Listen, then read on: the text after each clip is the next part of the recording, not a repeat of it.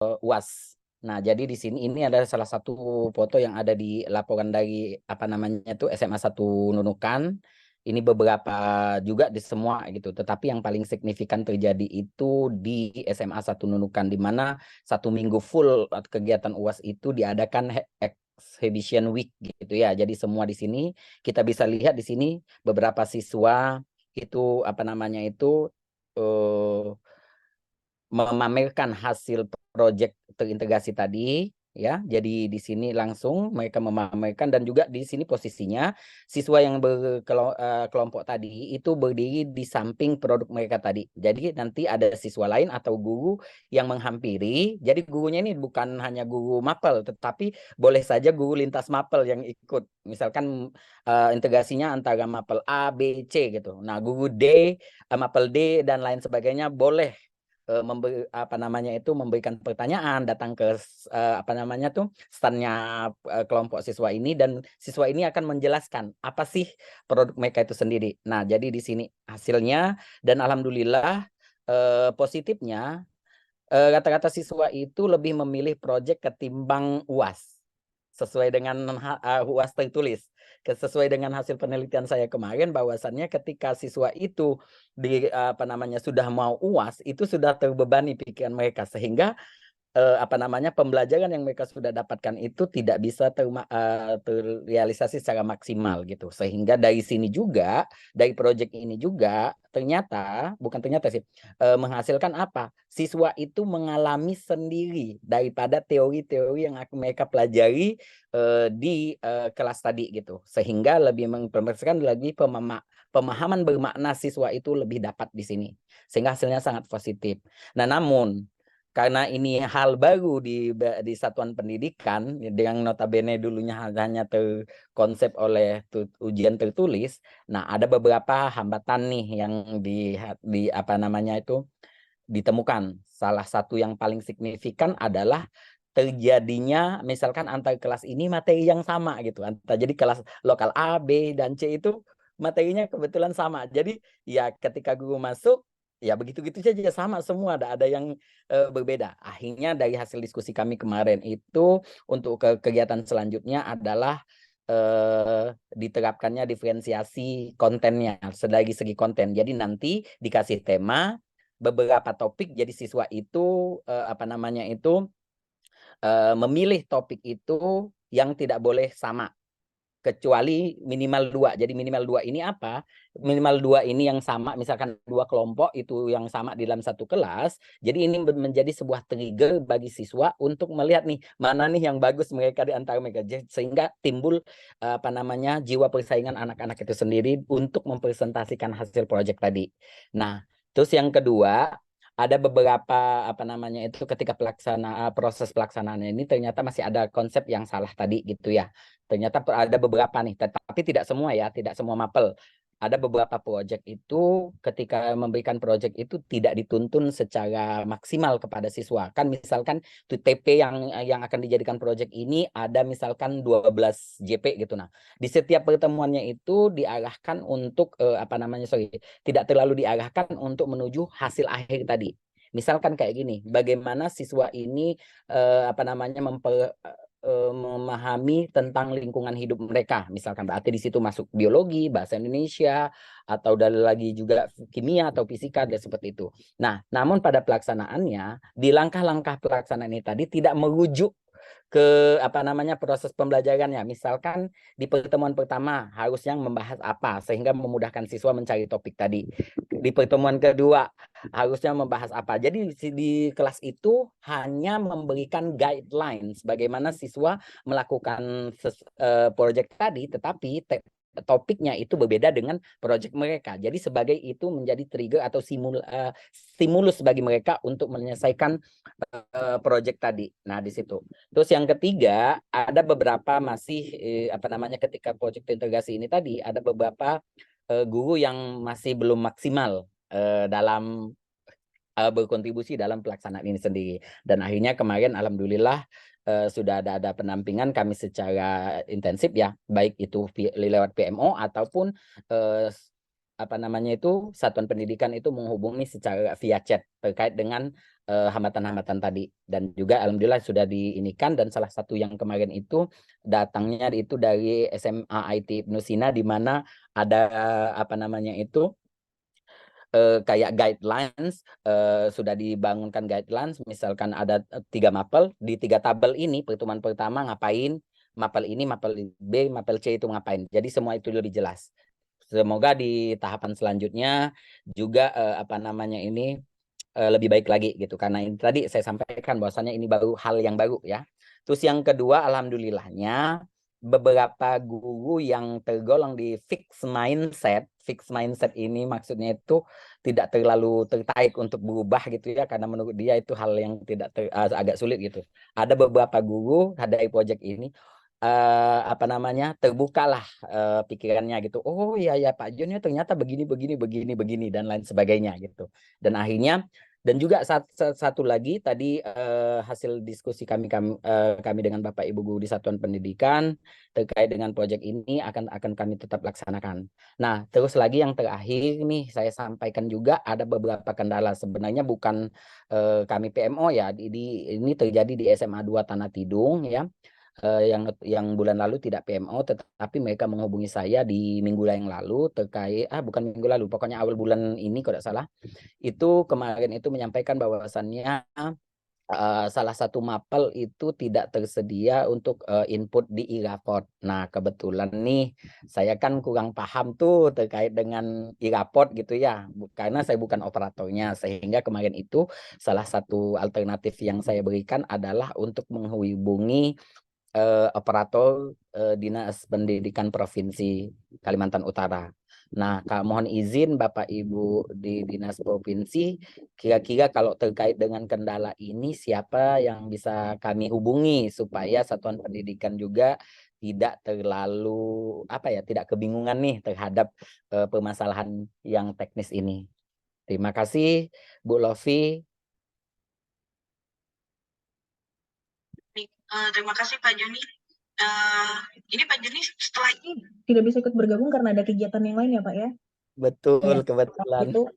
kalau gitu mungkin kita langsung ke Dinas Pendidikan terlebih dahulu untuk menanggapi apa tadi pertanyaan dari Pak Joni terkait rapat ini ya. Iya, betul. Kami persilakan perwakilan dari Dinas, mungkin dari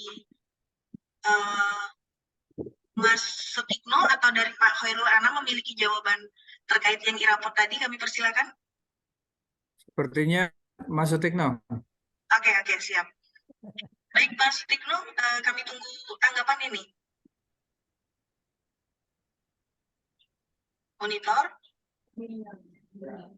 Ya. Cek sound. Sudah. Sebentar. Baik, terima kasih Pak Joni atas paparannya yang barusan.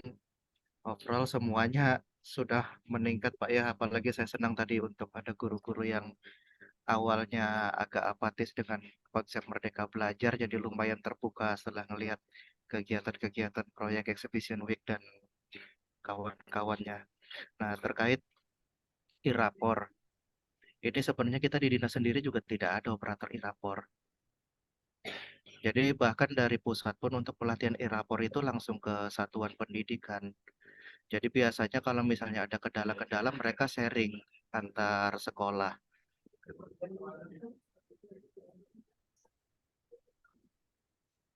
Seperti itu. Jadi untuk teknis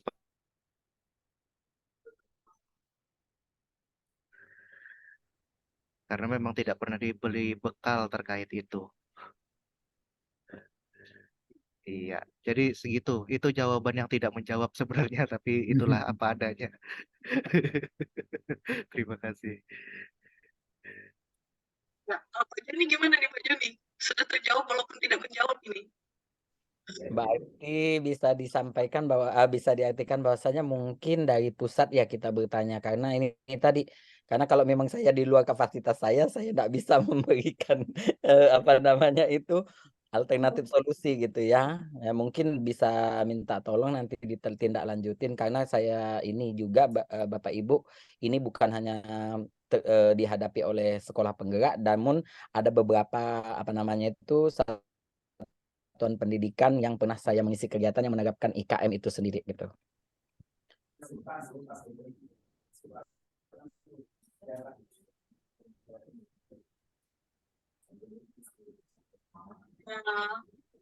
Mungkin Ya. dari Pak Khairul Anam jika ada ini yang ditanggapi Pak. Ya, baik. Terima kasih, Bu.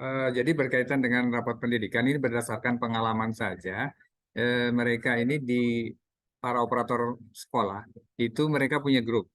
Jadi ketika terjadi kendala di lapangan, biasanya mereka saling sharing atau bahkan kadang-kadang ada pendampingan dari antar operator yang memang sudah kebetulan sudah running bagus gitu.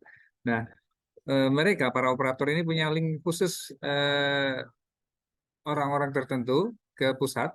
Biasanya mereka kalau terjadi kendala, memang langsung linknya ke pusat, Pak Joni. Jadi mungkin bisa diselesaikan di internal mereka, di grup operator itu bisa disounding.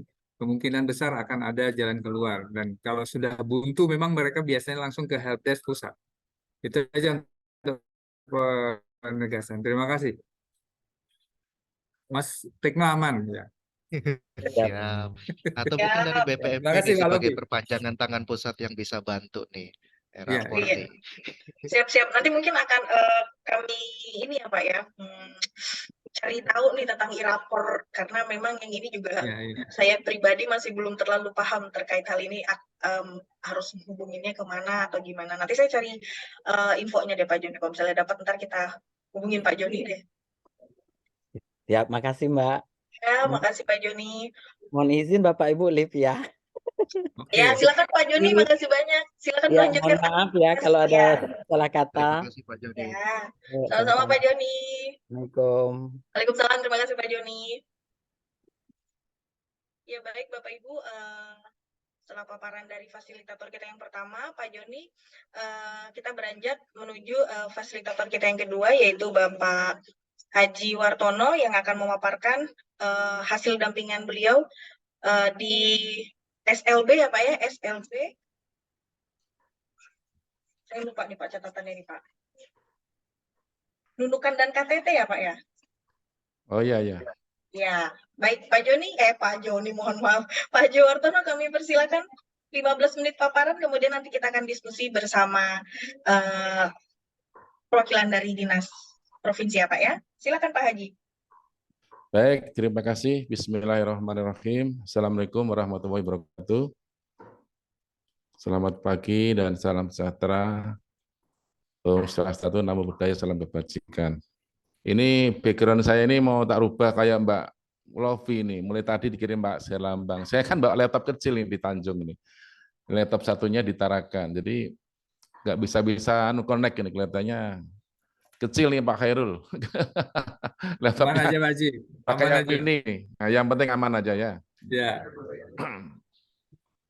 Kalau kecil kan biar kemana-mana dibawa bisa. Baik. Yang saya hormati, yang ada di sini, siapa sesepuhnya ini ya? Ya, dari kalau lihat pangkatnya nih Pak Khairul Anam nih, pengawas nih.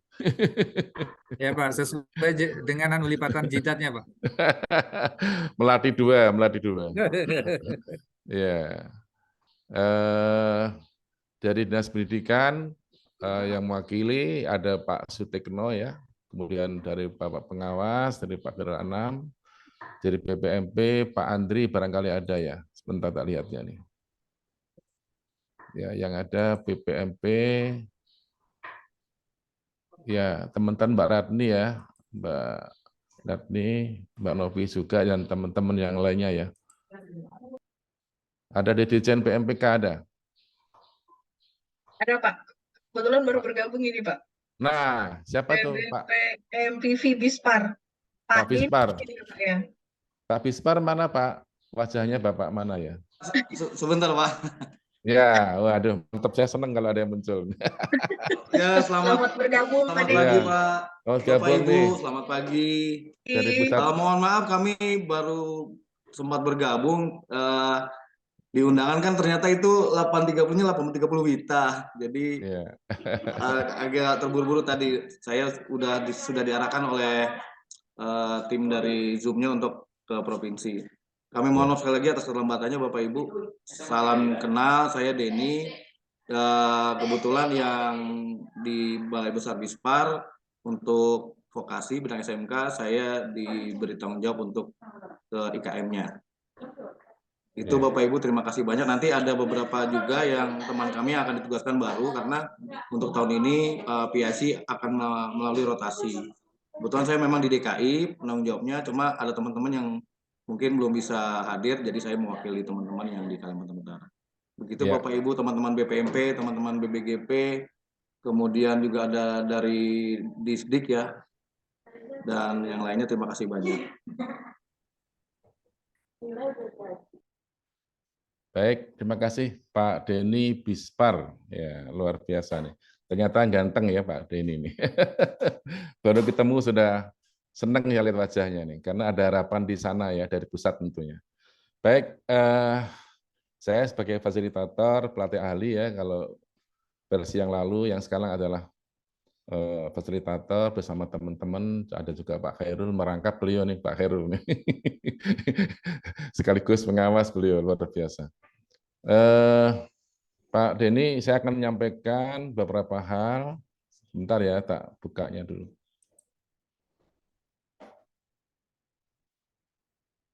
Bisa dibuka, Mas? Oh iya, iya, oke.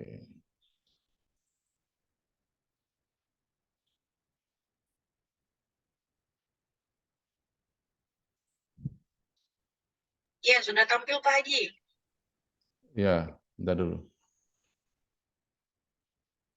Tak geser, ini kecil laptopnya nih Mbak. Yang besar di Rumah Tarakan, ini Rumah Tanjung. Dari Bero kemarin ada tugas di Bero. Baik, ini PMO untuk SLB Negeri Nunukan ya.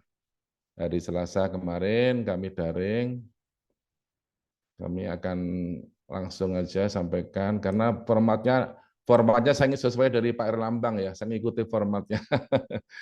Ya, nanti baru dikembangkan aja nanti. Baik, berikutnya kita nggak mau gerak ini. Oh ya, mau ya. Baik, yang pertama ini masalah sarana prasarana. Ini dulu ya. Belajar mengajar. Nah, kalau di tingkat SLB ini kan ada fase A sampai fase E ya. Untuk tingkat PAUD, SD, SMP maupun SMA ya. Nah, jadi kalau fase B ini adalah sudah kita lihat di kelas 3C ya, ini peserta didik tidak tenang dalam pembelajaran. Jadi ini Mas Denny ya, kalau SLB ini luar biasa. Gurunya luar biasa, kepala sekolahnya luar biasa, siswanya buka macam-macam model. Nah, tempatnya kalau orang itu BP-nya apa ya? Kalau saya dulu kan jadi kepala SMA SMP itu. Itu kalau kita anak-anak itu nakal larinya ke sekolah SLB semuanya bilang. Aduh, kalau di pondok itu pondok gontor itu kali ya. Jadi di sini gurunya apalagi fasilitatornya juga harus ngikuti kondisi ini. Jadi ini memberikan reward ya anak-anak itu kan ke kelas langsung ada yang kencing langsung, ada naik meja macam-macam. Tuna kereta, tuna rungu, tuna tuna bicara dan sebagainya. Nah, ini memberikan reward ya permen ini sudah bisa diatasi. Kemudian e-rapot. Untuk e-rapot ini mengalami permasalahan ketika di print terpotong. Nah, ini. Karena e-rapot ini ternyata aplikasi yang ada dulu dengan yang sekarang ini beda. Jadi di sini menggunakan rapot manual dengan memakai format e-rapot yang ada. Kita membuat e-rapot yang model manual saja ya. Nah, nanti koordinasi dengan IT operator supaya tidak karena ada perubahan ini ya. Kemarin informasi ada perubahan format e-rapot ini untuk bulan SMA sudah terbit, SLB yang belum. Padahal rapotnya sudah dibagi duluan. Bingung ini kan. Harusnya rapot itu aplikasinya dulu muncul bulan Juni, sehingga pada terima rapot guru-guru sudah nggak repot lagi. Ini kerja 2 kali. Pembagian rapot orang tua pindah sekolah. Ini repotnya gini ya, orang tua mengharapkan pindah sekolah kembali ke sekolah umum. Itu kok jadi main-mainan jadinya. Jadi maksudnya gini, kalau sudah nakal dimasukkan ke SLB, kalau sudah bagus kembali ke SMA. Ini gimana menurut pendapat ahli ya Mas Denny ini? Nah, kemudian memberikan pemahaman kepada orang tua, ini solusi sementara. Nanti dari pusat kayak apa gitu. Kemudian tenaga pendidikan. Ini Pak Denny, tenaga kami ini guru-guru ini cuma ada berapa ini? 2-3 guru bersama kepala sekolahnya di Nunukan ini. Jadi 3 guru P3K, guru honor dan guru honor 3, kriteria 4. Jadi penambahan guru honor ini apakah memenang pusat atau menang direktorat atau menang ke Dikdikbud provinsi. Ini sudah kami sampaikan setiap saat. Karena ngeluhnya ke sana terus. Nah, ini dia mohon. Tapi namun demikian bisa diatasi dengan guru yang ada ya. Kemudian berikutnya ini saya geser dulu. Ini sarana prasarana. Ini Nunukan ya, Nunukan. Ini kemarin sempat bukan patah semangat ya, bertanya gitu loh. Kami ini terus diteruskan nggak ini SLB? Oh ya diteruskan, ya bilang gitu. Karena DAK-nya ini belum jelas. Nah, ini tunggu dulu, nanti mau ada Pak Denny ini saya menjelaskan. DAK 2023 ini kok nggak ada informasi yang jelas ini. Nanti koordinasi provinsi. Kemudian pembangunan kelanjutan sekolah baru. Jadi sudah kemarin Pak Denny sudah diberikan harapan dari provinsi dan sudah jalan anggarannya. Kelihatannya sudah lokasinya sudah dibersihkan. Terus macet ini, bukan macet artinya terus mau diapain gitu loh lapangannya itu. Nah ini nanti, jadi ini nanti mumpung ada beliau-beliau ini yang berwenang ya, termasuk dari Pak Sutekno mungkin ya provinsi ini. Kemudian bos kinerja belum cair, tapi info tadi malam kah? Bilangnya sudah ada lampu hijau kah? Bilang gitu. Nah ini, karena kalau belum cair, ngutang sana ngutang sini nggak jalan implementasi kurikulum merdeka kan gitu. Kegiatan yang belum terlaksana, peningkatan potensi guru. Nah ini guru-guru PLB ini kan belum pernah dapat ilmu ya, ilmu khusus tentang diklat PLB, guru PLB, yang non PLB maksudnya. Yang non itu kan perlu diberi pendidikan khusus. Jadi nanti ada semacam upgrading kah atau pelatihan apa untuk khusus untuk HLP ini. Ini mewenang siapa nanti, provinsi atau pusat? Jumlah guru yang masih kurang, jelas tadi itu. Jadi ini solusinya sudah kita coba kemarin, penambahan kuota guru PLB. Tapi nggak boleh nambah, bilangnya harus izin provinsi. Kalau daerah, biarpun komite menambah, duitnya ada nggak boleh, harus izin provinsi. Begitu ya kira-kira. Kemudian berikutnya, penginputan nilai e-raport. Nilai e-raport ini tidak sesuai dengan jadwal penerimaan raport. Nah, tadi sudah saya sampaikan. Jadi di input e-raport ketika di print, kemudian tidak bisa edit lagi. Nah, ini nanti supaya dikondisikan sehingga pada waktu aplikasi yang baru sudah keluar tidak mengalami kendala seperti ini karena ini belum connect ya dengan aplikasi yang baru untuk SLB ya. Ini sampai sekarang belum keluar. Padahal raport sudah dibagi rapotnya. Ketinggalan. Yang berikutnya proses pembelajaran ini kelas 10 ini motorik kelambatan komunikasi. Ini saya kira sudah bisa diatasi. Nah, itu beberapa hal terkait dengan untuk SLB Nunukan. Kira kita beralih ke SLB KTT. Ini bisa kelihatan ya Bapak Ibu.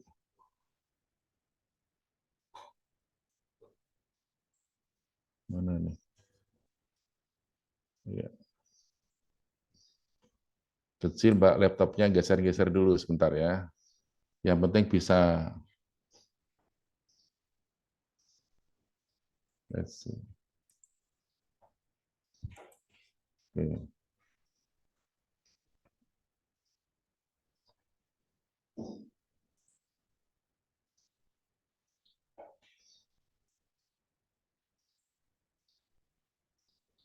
Baik, ini bisa kelihatan ya, Mbak Lofi?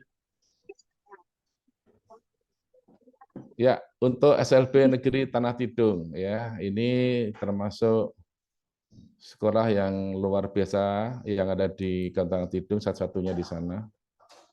Kita akan lihat apa sih masalah-masalah yang ini sebetulnya yang kami sebutkan sudah berjalan ya dengan baik, namun ada kendala beberapa hal ini. Sesuai format yang diberikan dari BPMP, yang pertama kegiatan pelaksanaan kurikulum merdeka dalam P5 ya. Dalam P5 ini siswanya kurang mood ya, kurang mood dalam mengikuti P5. Kurang moodnya apa? Menggabungkan dengan kelas tinggi, fase yang lebih tinggi. Jadi kurang mood ini kurang menarik ini mungkin metodenya, tapi nanti sudah caranya sudah ada menggabungkan kelas yang lebih tinggi. Ini mengrepot ya untuk anak-anak ini kan satu kelas itu kan ada 3 guru. Satu kelas 3 guru bayangkan. Kalau maksimal kan 5 ya SLP itu, bukan 40 seperti sekolah menengah umum. Jadi saya ulangi lagi, kalau 3 siswa 1 guru, kalau 9 siswa itu 3 guru ya, 1 guru 3 siswa. Ini untuk pelaksanaan P5-nya ini mengalami kendala ya. Ini nanti diberikan tes gabungan kelas yang lebih rendah dengan lebih tinggi untuk menarik saja sebetulnya. Itu teknik teorinya. Kemudian untuk olahraga memang belum ada lapangan, masih pinjam sekolah gedungnya. Untuk KTT itu masih pinjam Dinas Pendidikan Kabupaten KTT. Yang membuat proposal ke provinsi. Ini nanti kalau sudah jadi yang baru, KTT ini juga sama masalah ini. Lokasinya sudah ada, kebebasan sudah ada, ini sudah tanda-tanda kehidupan sudah ada di sana, cuma belum dimulai bangun fisiknya ya. Sehingga nanti pelaksanaan ada lapangan olahraga, pelaksanaan P5, itu bisa berjalan sesuai dengan rencana sekolah. Kemudian peningkatan kompetensi SDM dan tata usaha. Ini ada pertanyaan nih, Mas Denny ya, dan teman-teman dari provinsi. Pak Khairul nih pengawasnya, atau Bu Umi, ada sini Bu Umi kah?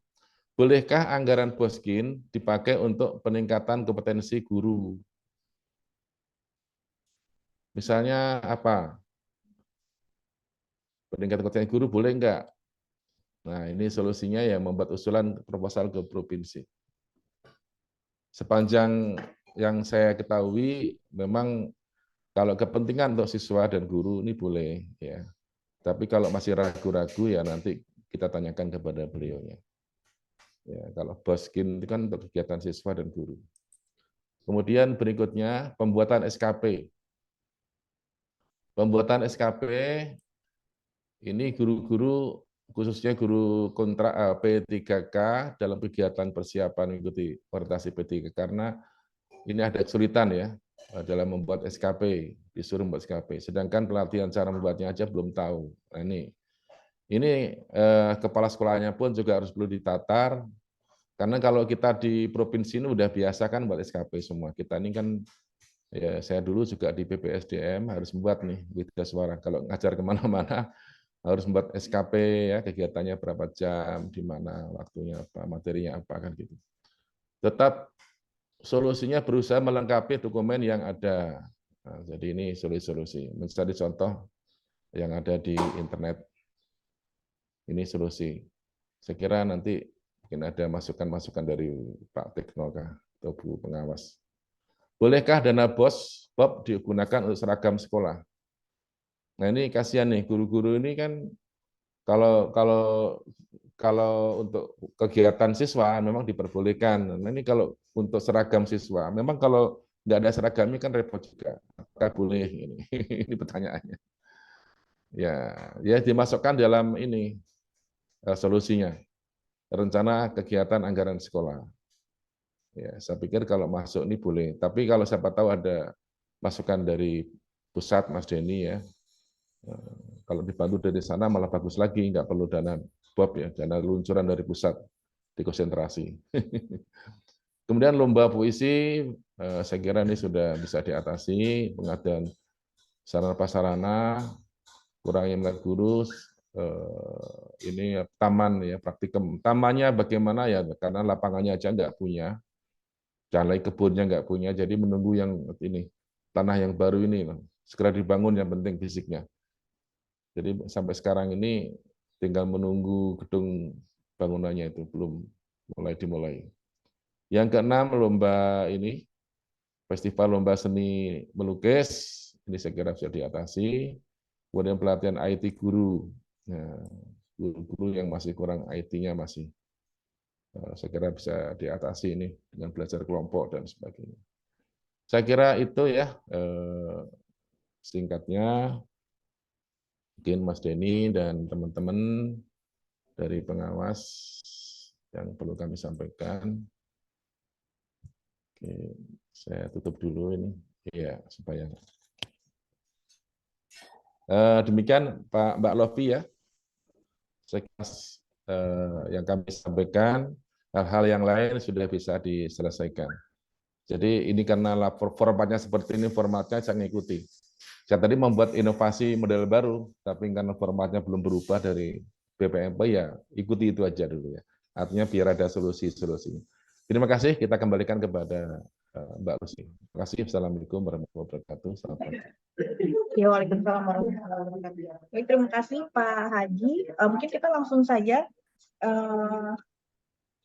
meminta pendapat dinas nih, apalagi tadi yang terkait penambahan guru nih ya Pak Haji ya. Mungkin di sini bisa menjawab ini dari bidang GTK. Sudah bergabung bersama kita Mbak Septiasi, mungkin bisa memberi jawaban atau bagaimana Mbak Septiasi? Monitor.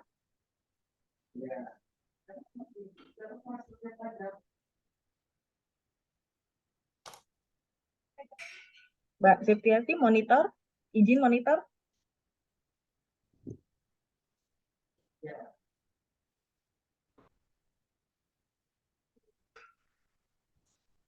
Oke, kita tunggu nih Mbak.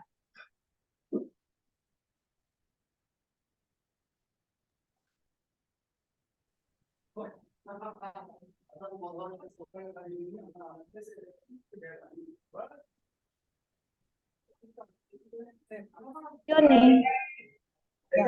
Ya, selamat pagi. Mbak. Selamat pagi, Ya, Ibu Septi. saya ganti background-nya dulu, Pak. Oke, muka. Iya, iya. Nggak apa-apa, Mbak. Iya, Ya, saya baik. juga ganti. Background-nya belum sempat ganti. Ya, baik Bapak Ibu, terima kasih. Ini pertama kalinya saya bergabung. Sebenarnya sebelumnya sudah pernah bergabung, tapi tidak langsung ikut menyampaikan pendapat saya terkait tentang PMO. Baik Bapak Ibu, terkait tentang pertanyaan tadi, bagaimana menambah guru di sekolah. Jadi ada prosedurnya Pak.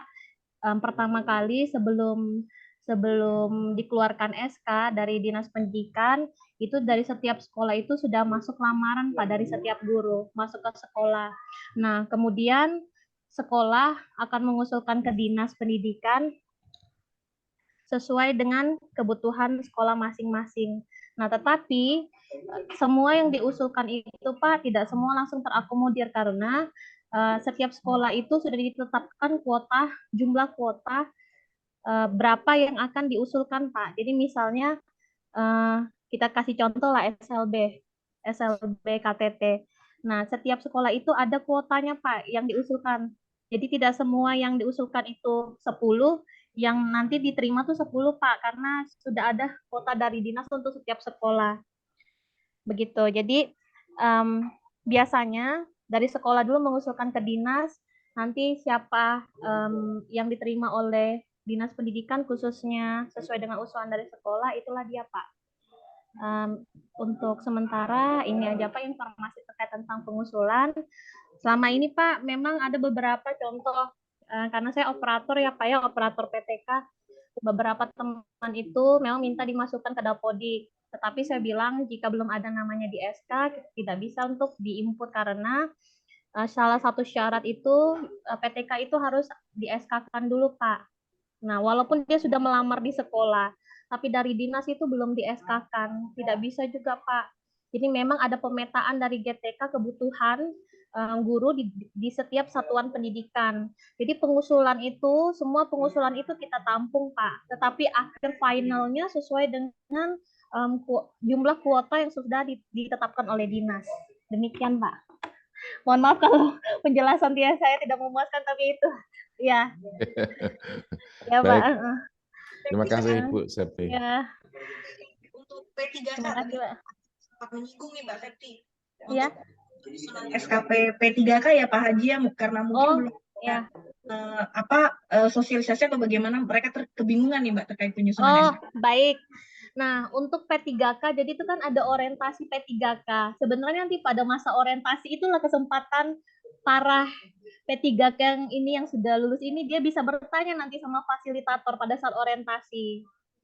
Karena kalau pertanyaannya saya tidak tahu, untuk selama ini kan mereka P3K ini kan baru tahun lalu kalau saya tidak salah. Jadi selama ini kan mereka belajarnya sendiri, tanya dengan teman-teman di sekolah seniornya. Tetapi kalau secara khusus untuk P3K dikumpul untuk penyampaian tentang cara menyusun SKP itu belum ada, karena pada masa orientasi inilah teman-teman yang lulusan P3K itu akan disampaikan cara menyusunnya. Mungkin saya tidak tahu juga materinya seperti apa karena ini langsung dari pimpinan, tetapi alangkah baiknya misal kalau mereka memang ikut orientasi kemarin, mereka bisa langsung bertanya terkait SKP gitu. Nah, tetapi selama ini dari cabang dinas, perpanjangan tangan dari Dinas Pendidikan, saya tahu mereka para kepala cabang dinas itu sudah menyampaikan khususnya SKP sesuai dengan aturan dari pusat. Misal tahun 2021 per setiap semester, tahun 2002 berubah lagi begitu. Jadi sebenarnya guru-guru ini sebenarnya kalau dia belum tahu, dia bisa bertanya dengan teman-temannya gitu. Nah, tetapi kan sayang sekali kadang-kadang mungkin yang mau ditanya nih temannya juga nggak mau kasih tahu informasi begitu. Jadi rasanya kayak segan lalu, padahal informasinya sebenarnya mereka kalau mengajukan kenaikan pangkat SKP-nya juga harus sesuai dengan aturan yang terbaru. Tetapi kan ya itu yang saya sampaikan tadi, kalau pertanyaannya apakah sudah khusus untuk P3K dipaparkan cara membuat SKP yang terbaru itu dari cabang dinas masing-masing, karena itulah perpanjangan tangan dari Dinas Pendidikan. Jadi mereka lah yang akan menjelaskan ke setiap sekolah. Contoh kalau tadi pertanyaannya adalah guru dari SLB Malinau, maka dari cabang Dinas Pendidikan Malinau dan KTT itu memang punya tanggung jawab untuk menjelaskan ke sekolah cara penyusunan SKP sesuai dengan aturan yang berlaku. Saya pikir begitu. Terima kasih.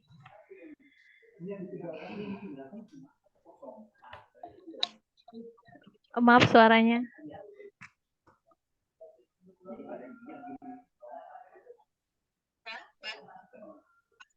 Iya. Terima kasih Mbak Septiasa atas penjelasannya. Iya, mohon maaf. Ya, mohon maaf kalau penjelasan saya kurang maksimal, tapi Bapak Ibu terima kasih masukannya karena saya juga mencatat. Kebetulan ini ada orientasi P3K yang baru lulus kemarin di SMA 1 Tanjung Selor. Jadi ini mungkin sebagai masukan juga, sebagai bahan untuk mungkin saya sampaikan kepada atasan saya terkait tentang ini teman-teman P3K nih ada yang bertanya nih cara bikin SKP kayak mana ya. Saya pikir kan kalau mereka juga nggak tanya dengan seniornya ya nggak bakal tahu sampai kapan pun, karena informasi itu kalau nggak dari diri kita sendiri yang cari nggak akan sampai dapat kalau menunggu dari atas gitu. Nah, sementara di lingkungan kita tuh ada gitu. Saya pikir begitu. Baik, Ibu, Bapak, saya terima kasih banyak. Pak Hartono juga terima kasih atas pertanyaannya. Saya mohon maaf juga jika tanggapan saya mungkin tidak memuaskan, tapi sekali lagi terima kasih dan mohon maaf. Ya, makasih Mbak Septi.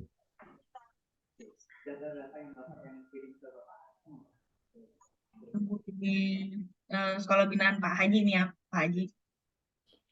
Ya, karena gini loh, SKP untuk P3K dengan SKP PNS itu kan apakah beda model formatnya gitu. Karena kalau untuk contoh aja kalau untuk Latsar PNS kan 90 hari ya kita bisa ngisi. Tapi kalau P3 kan cuma seminggu. Contohnya apakah ada beda formatnya itu? Saya belum lihat nih untuk format P3K ini apa format SKP-nya. Ya nanti kita sambil cari tahu. Makasih Mbak Baik, Septi. baik Pak, terima kasih Pak. Hmm.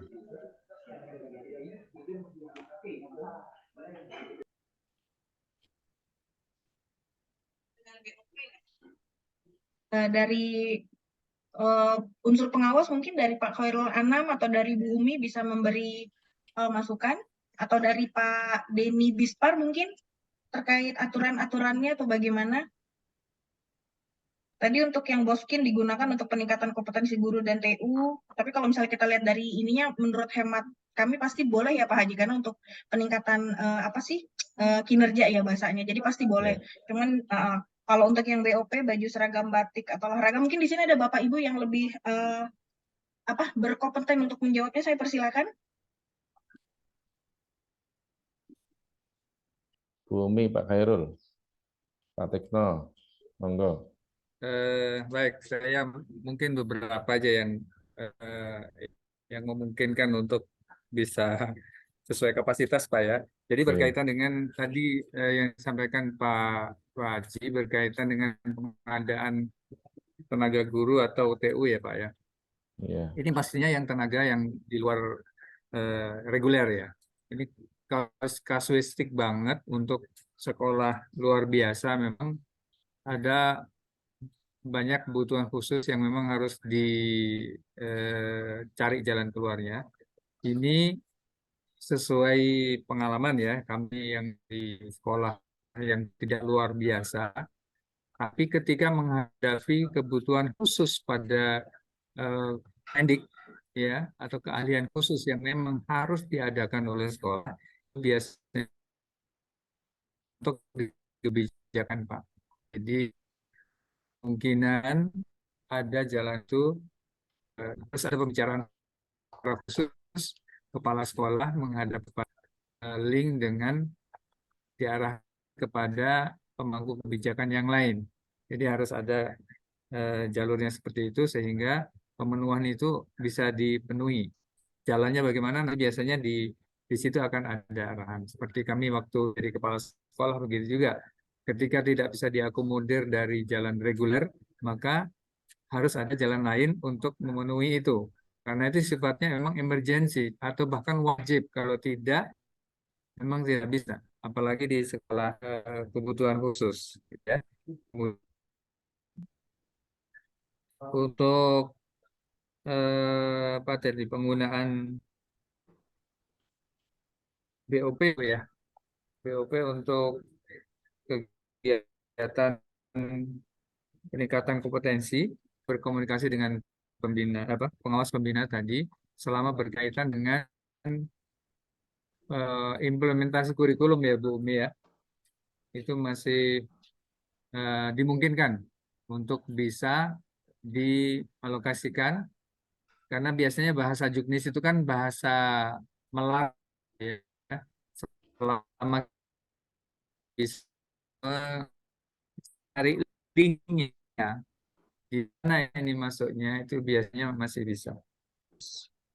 Untuk tadi tambahan untuk ini e-rapot tadi saya sudah sempat komunikasi dengan beberapa operator di sekolah. Memang dia ada dinas tidak ada disediakan khusus tenaga khusus berkaitan dengan e-rapot.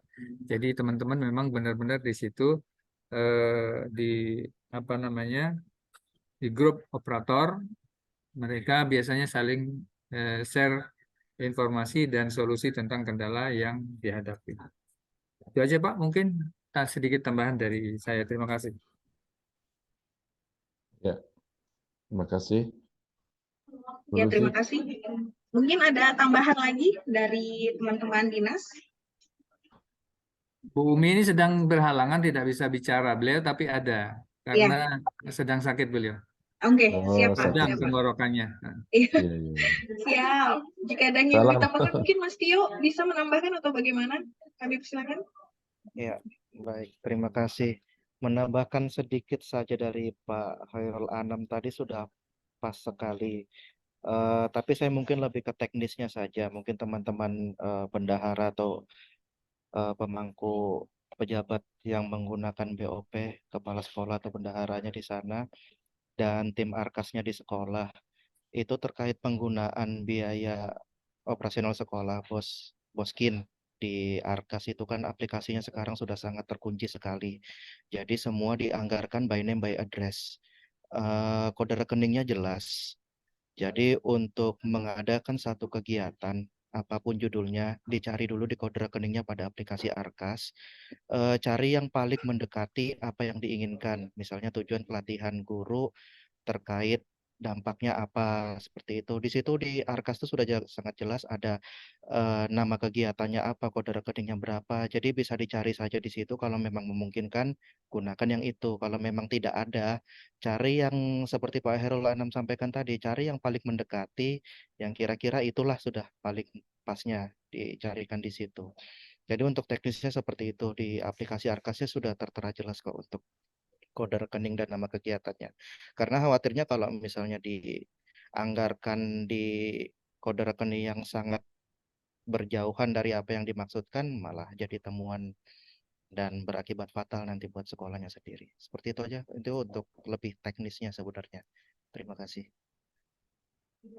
Ya, baik. Terima kasih atas tanggapan dari teman-teman dari Dinas Pendidikan Provinsi. Mungkin Pak Haji sudah mendapat jawaban yang cukup ini ya Pak Haji ya, dibanding mungkin PMO-PMO kita sebelumnya. Hari ini saya lihat personilnya lengkap ini. Kita Ya, bisa dapat iya, tanggapan senang. dari mana-mana. Iya, ada dari GTK, dari pengawas oke juga, dari bidang SMA. Jadi mungkin bisa ini ya Pak Haji ya. Iya, Apakah ada kalau yang ingin disampaikan lagi Pak Haji?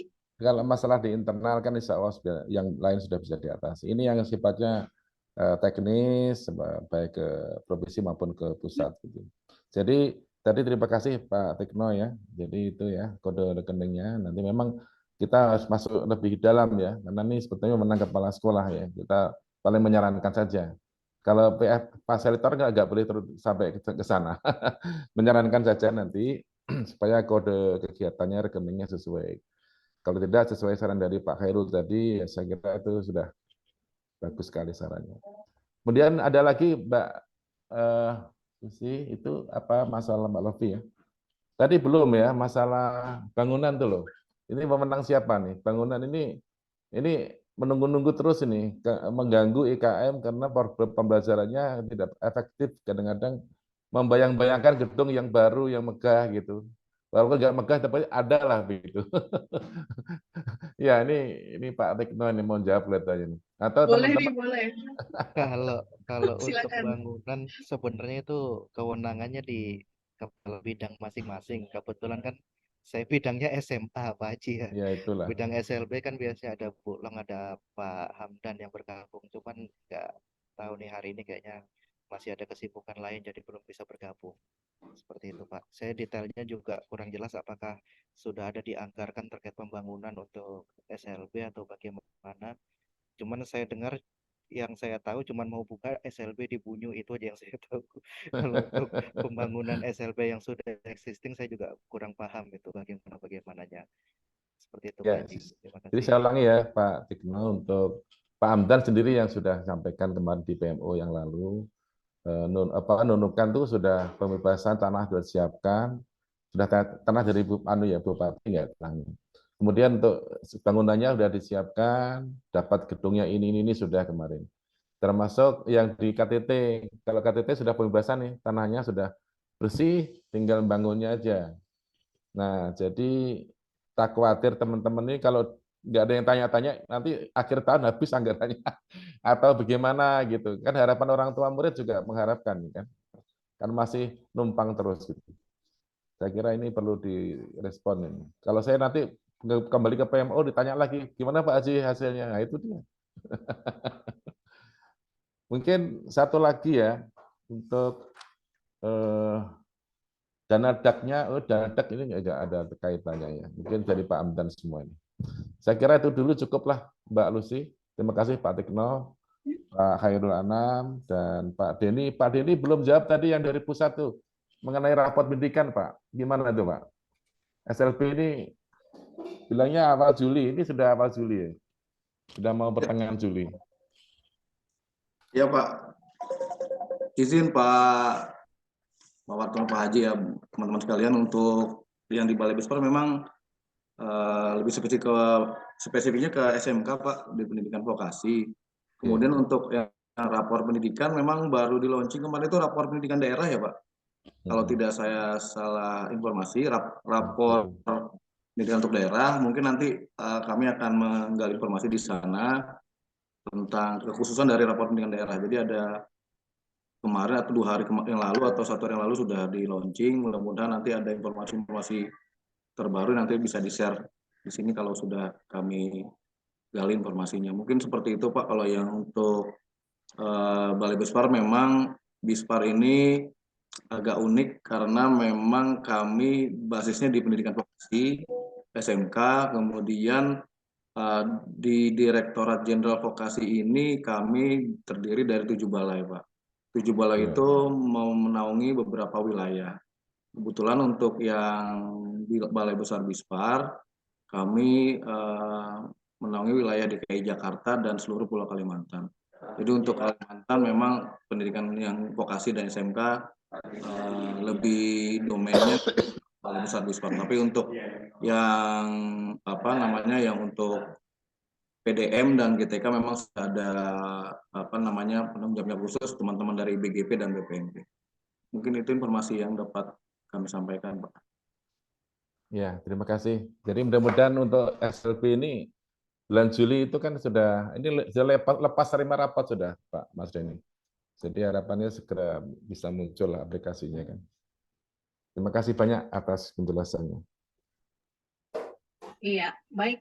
Terima kasih sekali lagi kepada Bapak dan Ibu dari pihak Dinas maupun Pak Denny untuk memberi tanggapan jawaban terkait apa-apa yang telah Pak Haji Wartono lakukan di pendampingan PSP-nya ya ini Pak Haji. Baik Pak Haji, terima kasih. Kami ucapkan sekali lagi kita akhiri untuk PMO PSP kali ini dan akan kita lanjutkan di PMO PBD. Kami serahkan ke Mbak. Gimana Pak Andri? Nah, kasih kesempatan saya bicara, Mbak. Oh, boleh Pak Andri. Mohon maaf Pak Andri. Silakan Pak Andri.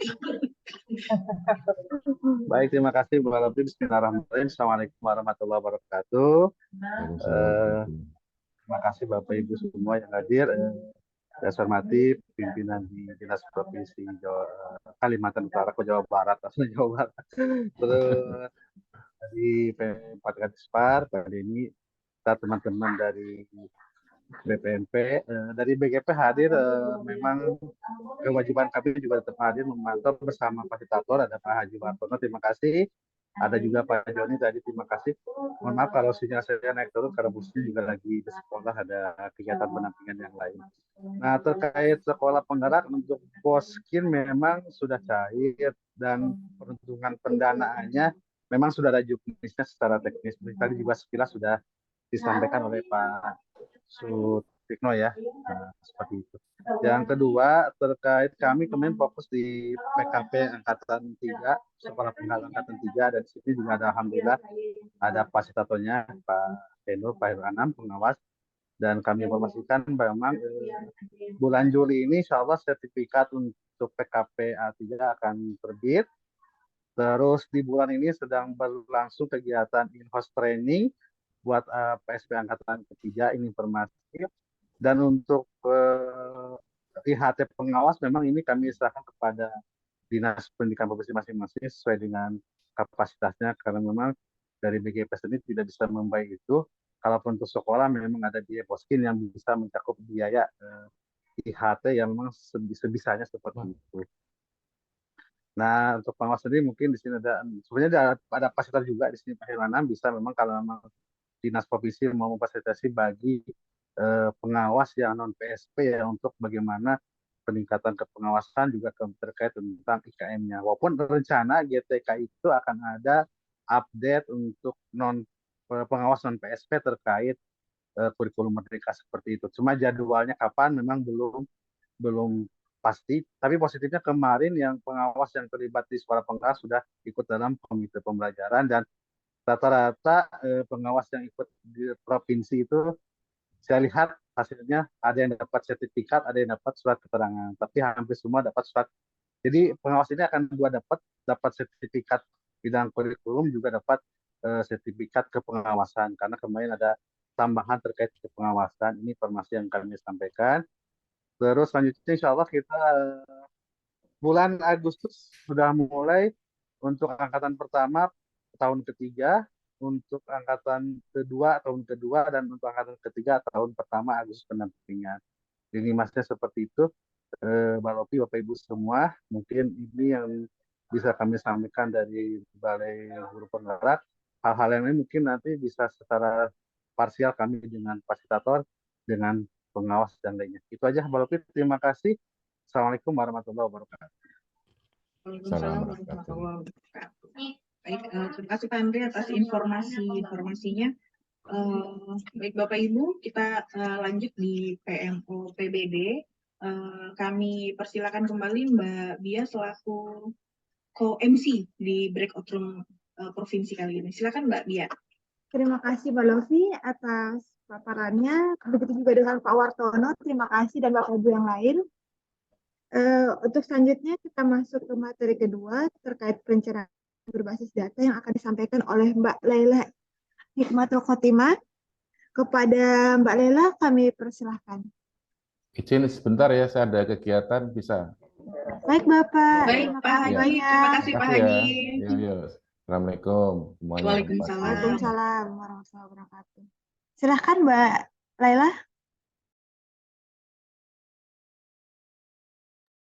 Mic-nya masih mati Mbak.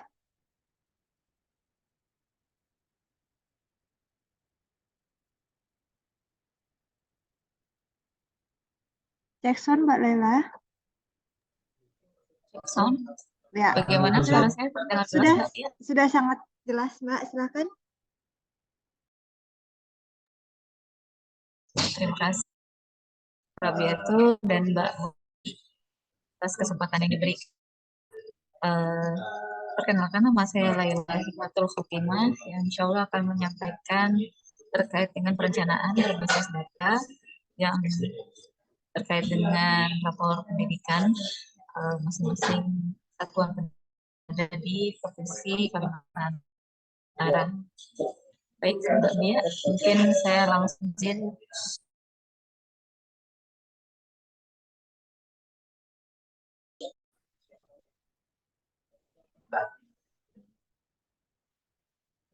Apakah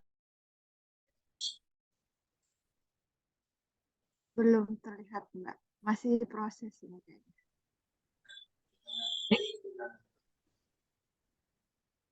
baik, terima kasih.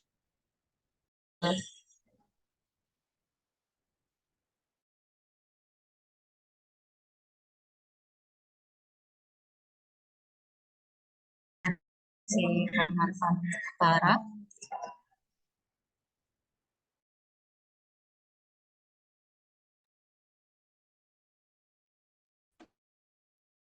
Laporan terakhir dari update data yang kami ambil pada tanggal 9 tahun 2020 kemarin, hari Senin.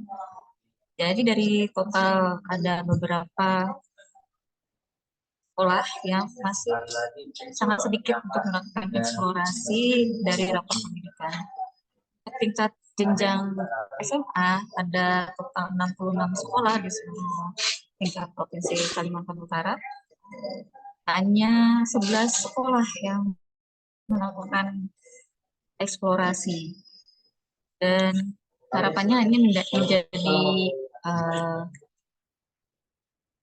kekhawatiran kita bersama karena dilihat dari login-nya sendiri itu sudah mencapai 63 sekolah, yaitu 95%, mohon maaf, dan unduhnya itu sudah mencapai 42,42%. Jadi hanya 5 sekolah yang tetapi dari semua 92% ini yang melakukan eksplorasi itu baru 16%. Jadi dari 66 sekolah, baru 11 sekolah yang melakukan eksplorasi untuk jenjang SMA. Jadi khawatirnya nanti ini akan berpengaruh terhadap tingkat serapan yang akan terkait dengan rapor pendidikan tingkat provinsi. Baik, selanjutnya.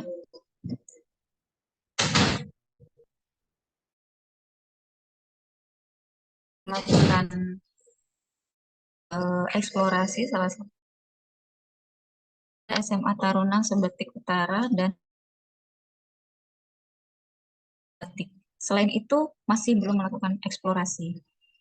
Jadi yang sama sekali belum login itu ada satu yang berada di Krayan, yaitu SMA 1 Krayan Selatan yang berada di remote area ya Mbak.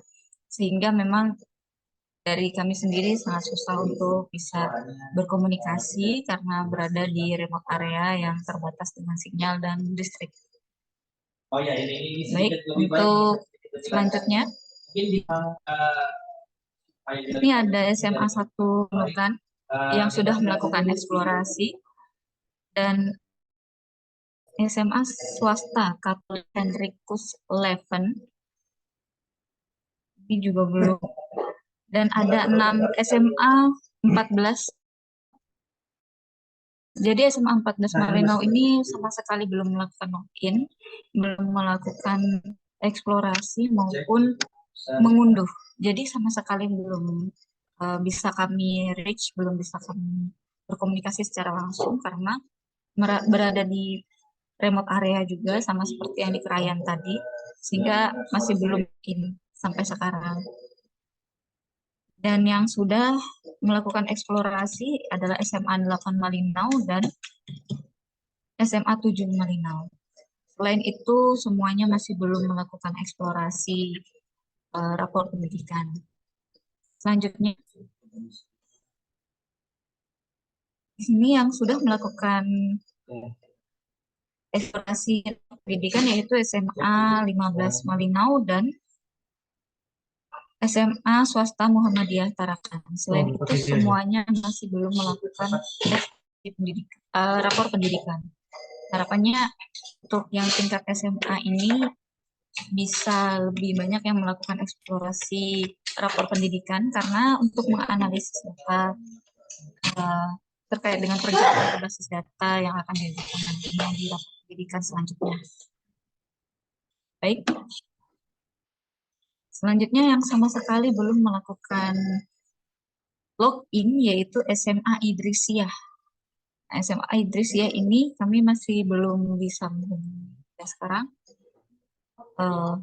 Apakah dari pihak sekolah itu masih kesulitan terkait dengan sinyal dan listrik dan lain-lain. Dan yang sudah melakukan eksplor itu SMA 4 Tarakan, lalu SMA N2 Tanjung Selot, SMA 1 Negeri 1 Tanjung Palas, dan SMA Negeri 1 Bunyu. Jadi dari sekian banyak yang ada di tabel ini, yang baru melakukan eksplorasi yaitu 3 sekolah saja. Jadi harapannya bisa disampaikan kembali kepada satuan pendidikan, mohon bantuannya, yang terkait dengan rapor pendidikan itu jangan hanya di login dan unduh, akan tetapi juga perlu dianalisis lebih dalam, yaitu dengan melakukan eksplorasi. Baik, untuk tingkat SMK, yaitu jenjang SMK, ada total di seluruh Provinsi Kalimantan Utara, yaitu ada 29 sekolah, dan dari 29 sekolah itu baru 1 yang melakukan eksplorasi data ini.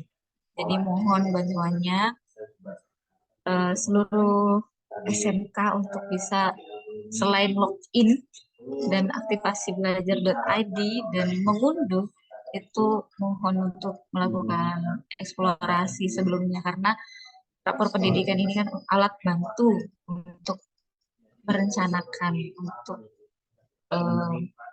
mengimplementasikan kurikulum merdeka. Jadi perlu dilakukan analisis sesuai dengan kebutuhan yang ada di satuan pendidikan.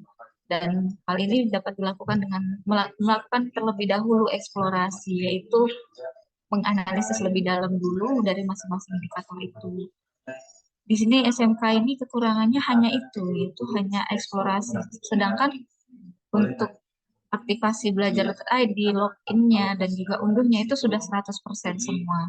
Jadi mohon untuk mungkin person in charge yang di bidang SMK bisa kita menyampaikan kepada satuan pendidikan sebelum melakukan unduh rapor pendidikan, harapannya untuk bisa menganalisis lebih dulu, mengeksplorasi masing-masing indikator, dan mengklik semua menu yang ada di rapor pendidikan. Ini akan sangat berpengaruh karena dari 29 ini baru 1 di seluruh Provinsi Kalimantan Utara. Yang sudah itu adalah SMK Negeri 1 Tulen Ponsoy. Selain itu, semua SMK yang ada di seluruh Provinsi Kalimantan Utara belum melakukan eksplorasi terkait dengan rapor pendidikan. Baik, sekianlah penyampaian dari saya terkait dengan update terbaru perencanaan berbasis data, mulai dari rapor pendidikan, eksplorasi rapor pendidikan, dan unduh rapor pendidikan. Dengan hormat pada Dinas Pendidikan Kebudayaan Provinsi Kalimantan Utara, baik di bidang SMA dan SMK, kami mohon bantuan untuk bisa melakukan percepatan akses rapor pendidikan, terutama pada eksplorasi rapor pendidikan untuk menganalisis lebih lanjut terkait dengan masing-masing indikator yang dibutuhkan oleh masing-masing satuan pendidikan yang masih rendah di seluruh Provinsi Kalimantan Utara. Baik.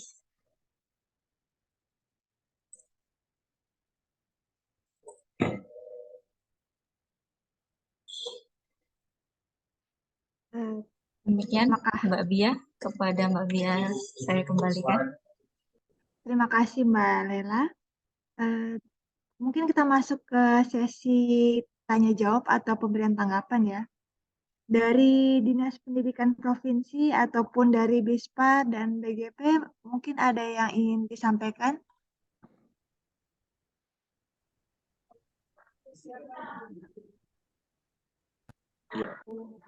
Oh ya, Pak Denny, silakan Bapak.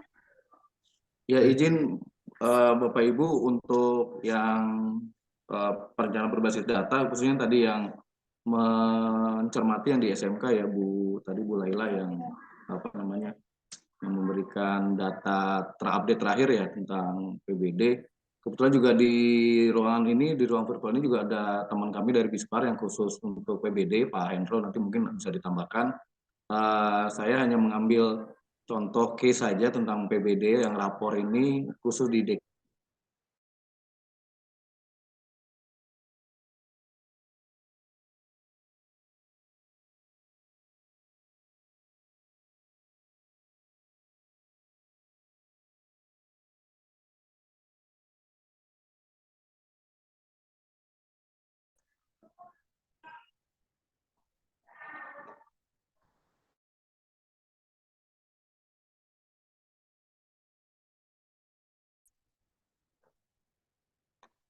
Pak Denny, mohon maaf tadi sempat terpotong karena ada kendala teknis ini Pak Denny. Kita semua tadi masuk ke main room ya. Mohon maaf sekali lagi Pak Denny. Saya pikir breakout room-nya sudah selesai gitu. Belum Pak. Monggo silakan Pak Denny.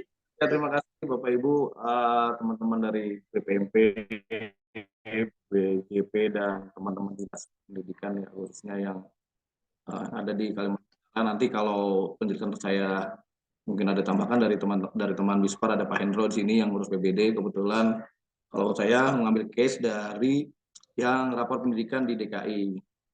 Jadi kalau mindsetnya sekolah, kalau melihat rapor pendidikan pasti langsung ke arah tombol unduhan biasanya Bapak Ibu. Jadi memang yang dilihat mengunduhnya saja. Jadi kan kalau unduh itu berformatnya ada Excel ya Bapak Ibu. Jadi pas sekolah itu arahnya ke sana tanpa mengeksplorasi di fitur-fitur yang lain di rapor pendidikan. Nah, kemarin hasil dari rapat PMO juga dengan DKI Jakarta memang kita inisiasi dan kita dorong kepada sekolah-sekolah yang di SMK khususnya untuk selain mengunduh di rapor pendidikan, sekolah juga harus mengeksplorasi fitur-fitur dan informasi apa saja yang ada di rapor pendidikan.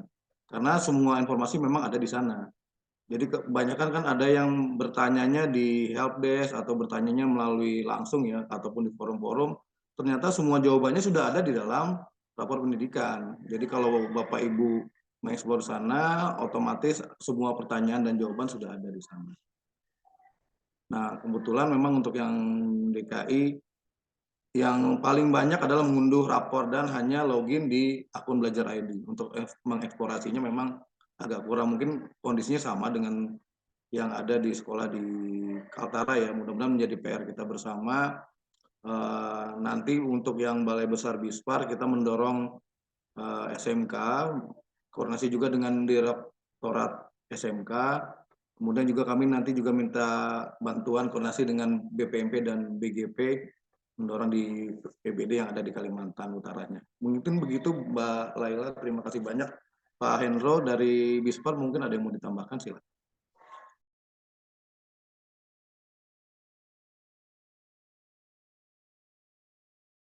Izin Mbak siapa tadi dari Kaltara.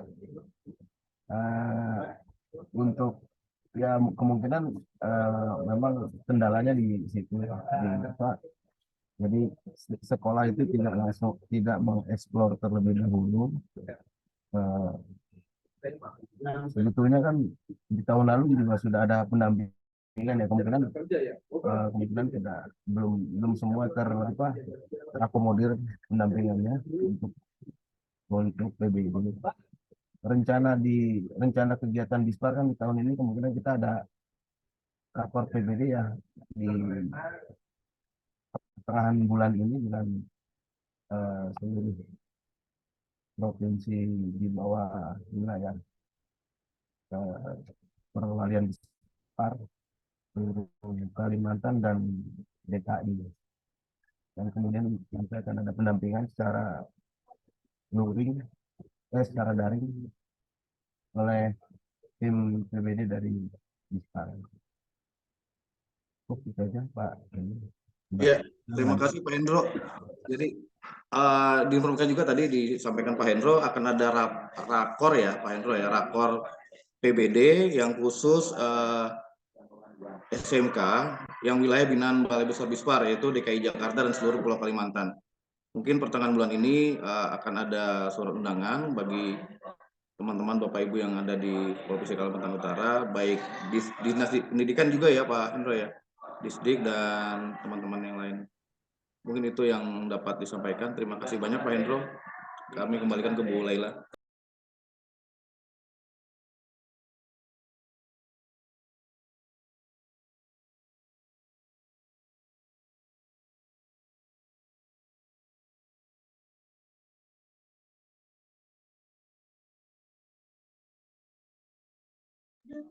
Halo Mbak Ila, balik ke Mbak Ila nih. Mbak Lofi, mohon maaf tadi saya terlempar ke room sebelah, yaitu ke room Kabupaten Nunukan. Jadi terima kasih banyak atas bantuannya pada dan arahannya mungkin ya dari Pak Denny dan juga Pak Hendro dari Bispar Kemdikbud.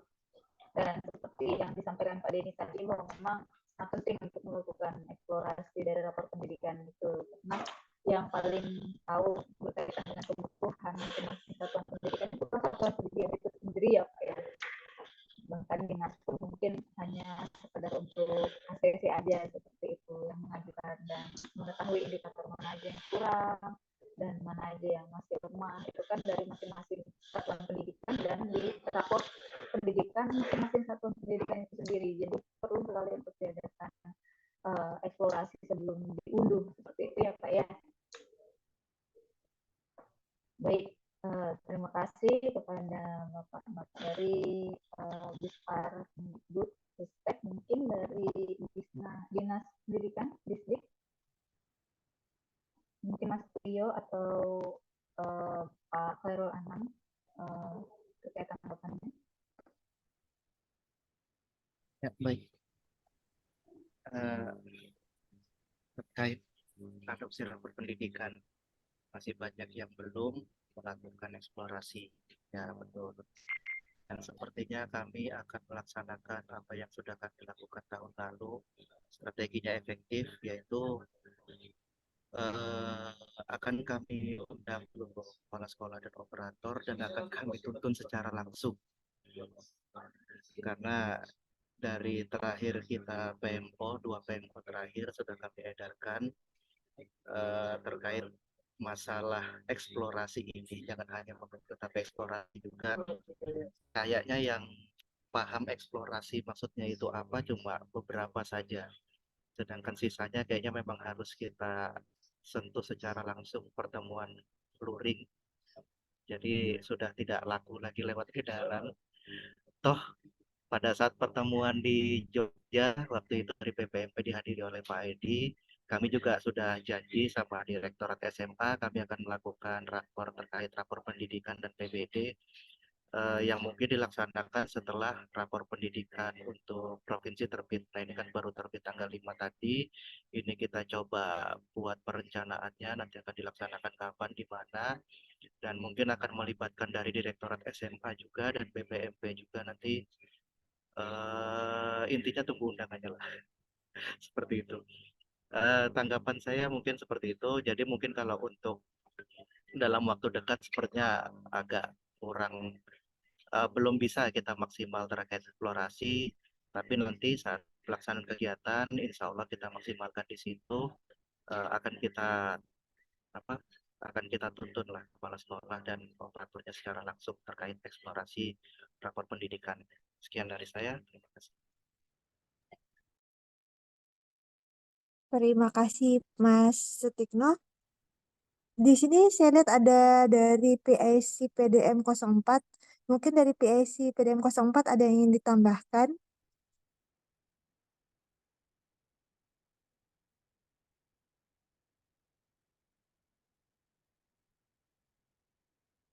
Jackson.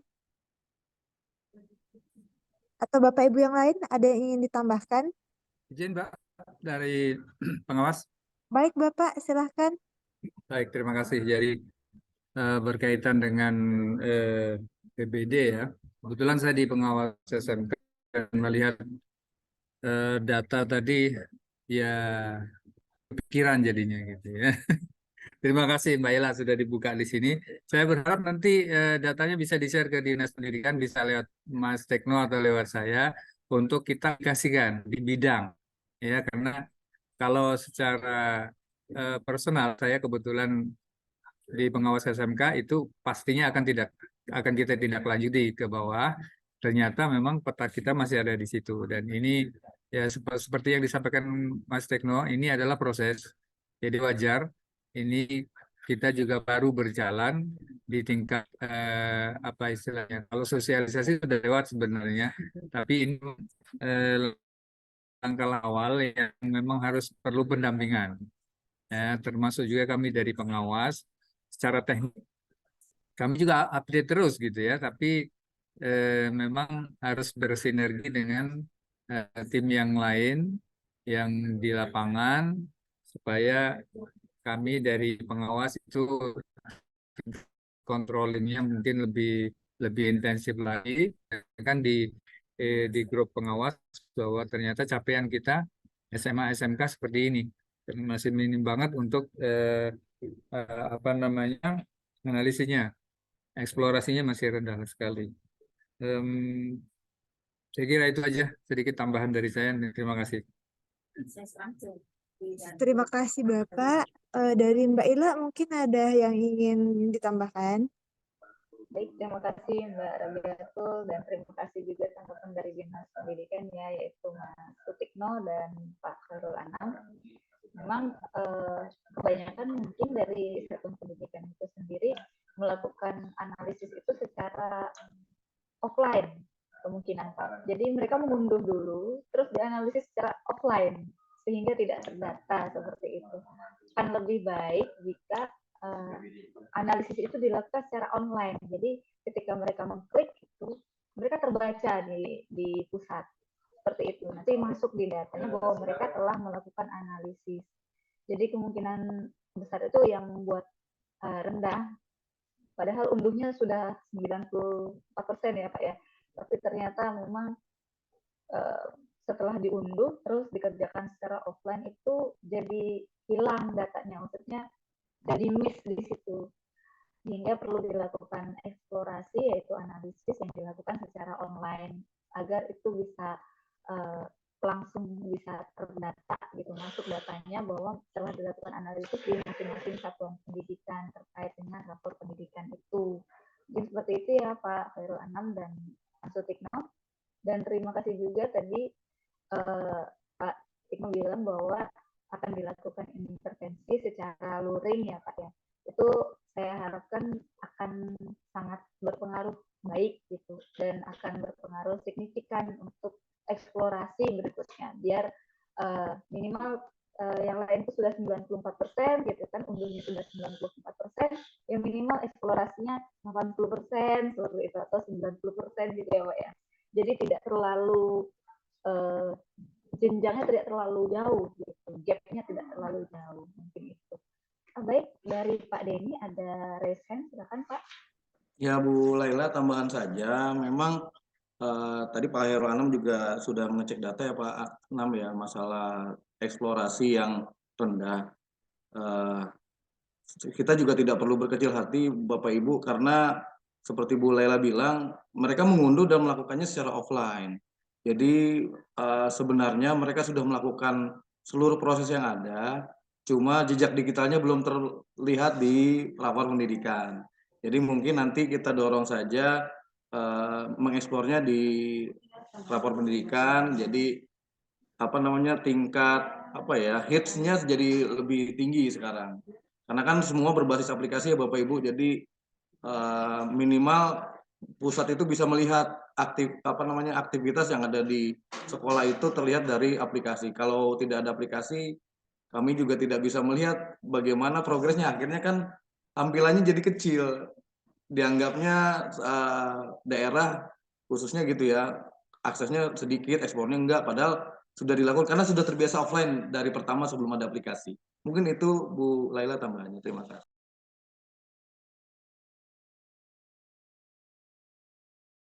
Baik, Pak Denny, betul sekali loh. Memang satuan pendidikan itu masih terbiasa dengan pola membuat kertas dan lain-lain. Itu masih secara offline seperti itu.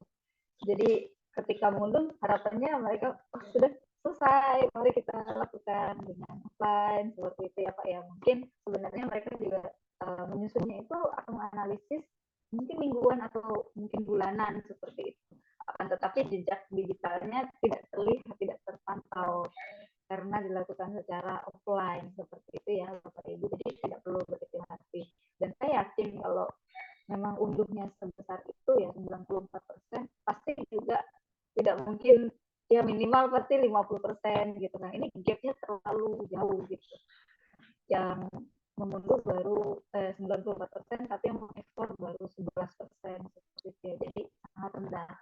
Jadi harapannya nanti untuk dilakukan intervensi secara luring tadi ya seperti yang Pak Tikno bilang, dan Pak Khairul Anam juga menyatakan bisa bersinergi dengan yang di lapangan untuk sama-sama melakukannya secara online ya, biar bisa tertracking, biar kita juga bisa sama-sama mendampingi. Jadi yang melakukan pendampingan itu tidak hanya dinas pendidikan, tapi juga kami dari UPT juga bisa seperti itu, bisa melihat apa yang dibutuhkan satuan pendidikan seperti itu ya Bapak ya. Terima kasih Pak Denny atas tanggapannya. Saya kembalikan ke Mbak Rabiatul, silakan Mbak. Terima kasih. Terima kasih Mbak Ila. Dari Bapak Ibu yang lain mungkin ada yang ingin ditambahkan lagi? Mbak Rabiatul izin. Oh ya, silakan Pak Edi. Ya, yang saya hormati Pak Denny, Pak Hendro dari Bispar, Mas Sutikno dari BPMP Provinsi Kalimantan Utara, Bapak Ibu pengawas serta rekan-rekan BPMP. Assalamualaikum warahmatullahi wabarakatuh. Saya ikut diskusi tadi, saya sekilas mendengarkan. Jadi terkait dengan PDM 04, rapor pendidikan dan perencanaan berbasis data. Luar biasa Pak, kalau tadi saya monitor yang SMK itu udah 100% akses ya.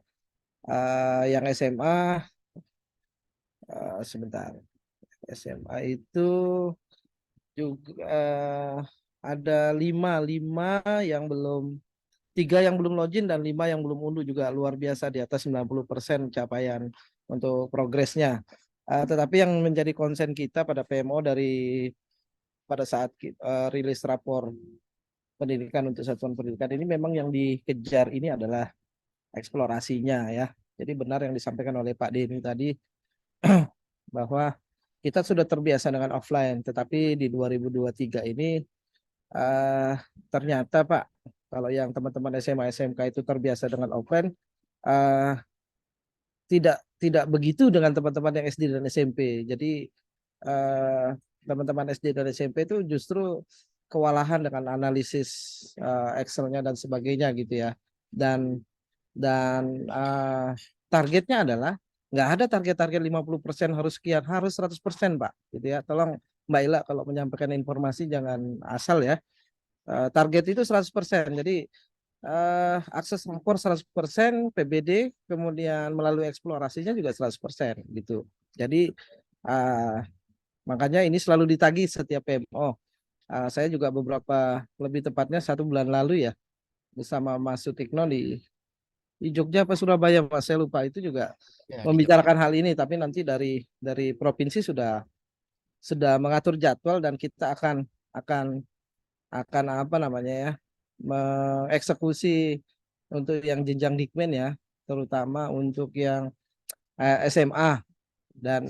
Dan tadi saya menanggapi dari Pak Denny dan Pak Hendro bahwa nanti yang SMK juga akan ada event tersendiri, mudah-mudahan ini bisa dikejar untuk yang eksplorasi. Mau tidak mau Pak, karena memang ini objektif dari PDM 04 di Direktorat Jenderal PDM, jadi mau tidak mau kita harus mendorong sekolah-sekolah itu untuk melakukan eksplorasi melalui platform lapor pendidikan. Karena memang eksplorasi lapor pendidikan ini melalui platform itu lebih mudah ketimbang analisis melalui Excel-nya ya, terutama untuk teman SD dan SMP.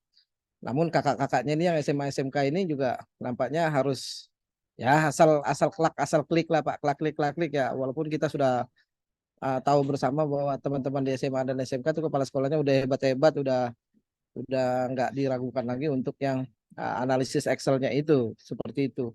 Dan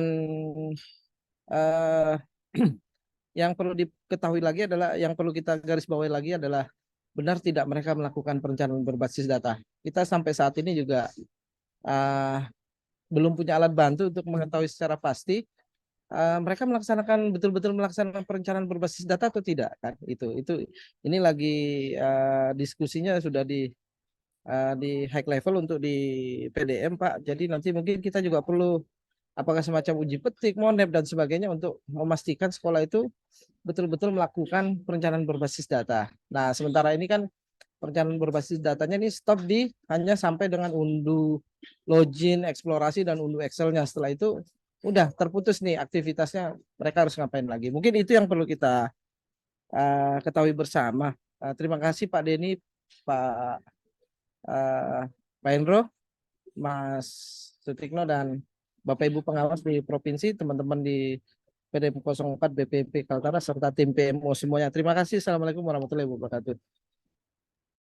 Waalaikumsalam warahmatullahi wabarakatuh. Terima kasih Pak Edi atas tambahannya. Bapak Ibu yang lain ada yang ingin menambahkan lagi?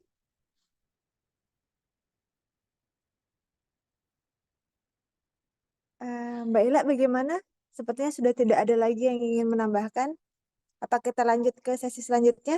Oh ya, baik. Terima kasih Mbak Ila atas paparannya serta Bapak Ibu yang lain yang telah memberikan tanggapan. Selanjutnya kita masuk ke sesi ketiga, yaitu implementasi kurikulum merdeka yang akan disampaikan oleh Mbak Laili. Kepada Mbak Laili kami persilahkan. Baik, izin Mbak Rabiatul, monitor suara saya kedengaran? Kedengaran Mbak, cuman kurang besar sedikit suaranya. Volume suaranya kurang gede dikit. Halo, tes. Ya, sudah. Silakan Mbak Laili. Baik, izin Bapak Ibu yang saya hormati, Bapak Ibu perwakilan dari Dinas Pendidikan Provinsi Kalimantan Utara, Bapak Ibu dari Bispar, dan teman-teman dari BGP dan BPMP Provinsi Kalimantan Utara. Untuk siang hari ini, izin saya memaparkan materi IKM tentang seperti yang kita ketahui bahwa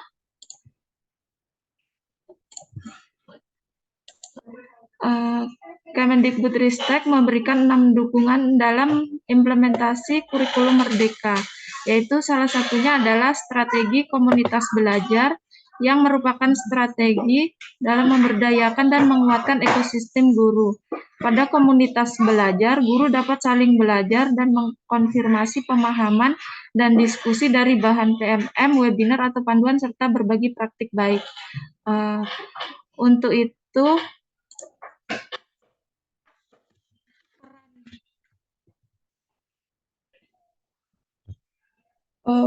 komunitas belajar berperan untuk memfasilitasi belajar bersama terkait kurikulum Merdeka, memfasilitasi diskusi dalam memecahkan masalah seputar kurikulum Merdeka, dan memfasilitasi proses berbagi praktik baik dengan rekan sejawat tentang implementasi kurikulum Merdeka itu sendiri, serta memfasilitasi refleksi pembelajaran rekan sejawat. Baik, Bapak Ibu, komunitas belajar di Provinsi Kalimantan Utara yang sudah terdaftar pada dashboard yang dikembangkan oleh BPMP, yaitu sejumlah 44 sekolah. 44 sekolah ini terdiri dari 43 komunitas belajar dalam sekolah dan 1 komunitas belajar antar sekolah. 43 dalam sekolah ini terdiri dari guru dan kepala sekolah dalam satu sekolah yang sama. Sedangkan untuk komunitas belajar yang antar sekolah terdiri dari guru dan kepala sekolah serta pengawas sekolah antar sekolah. Jadi bila melihat dari jumlah kombel di jenjang SMA dan SMK ini masih tergolong baru sedikit ya Bapak Ibu, masih 44 sekolah. Untuk sebarannya di Kabupaten Bulungan sudah ada 18, untuk di Kota Tarakan sudah ada 8 sekolah, untuk di Kabupaten Malino sudah ada 8 sekolah, dan untuk di Kabupaten Nunukan ada 7 sekolah, serta Kabupaten Tanah Tidung ada 3 sekolah. Mungkin lagi dan lagi kami memohon bantuan kepada Dinas Pendidikan Provinsi Kalimantan Utara untuk mendorong satuan pendidikan agar dapat mendaftarkan komunitas belajar ke dalam dashboard komunitas belajar tingkat sekolah yang sudah dikembangkan oleh BPMP. Tujuannya supaya kita bisa bersama-sama untuk memantau dan melihat progres baik itu dari jumlah komunitasnya, baik itu dari sisi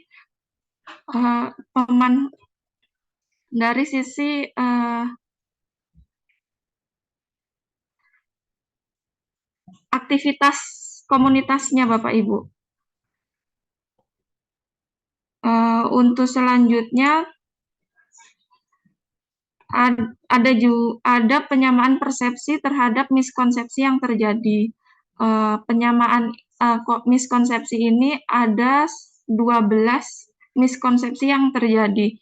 Yang pertama yaitu pendekatan utama dalam IKM secara jalur mandiri bukanlah dengan pemberian bimbingan teknis secara berjenjang, melainkan dengan pemberdayaan komunitas belajar.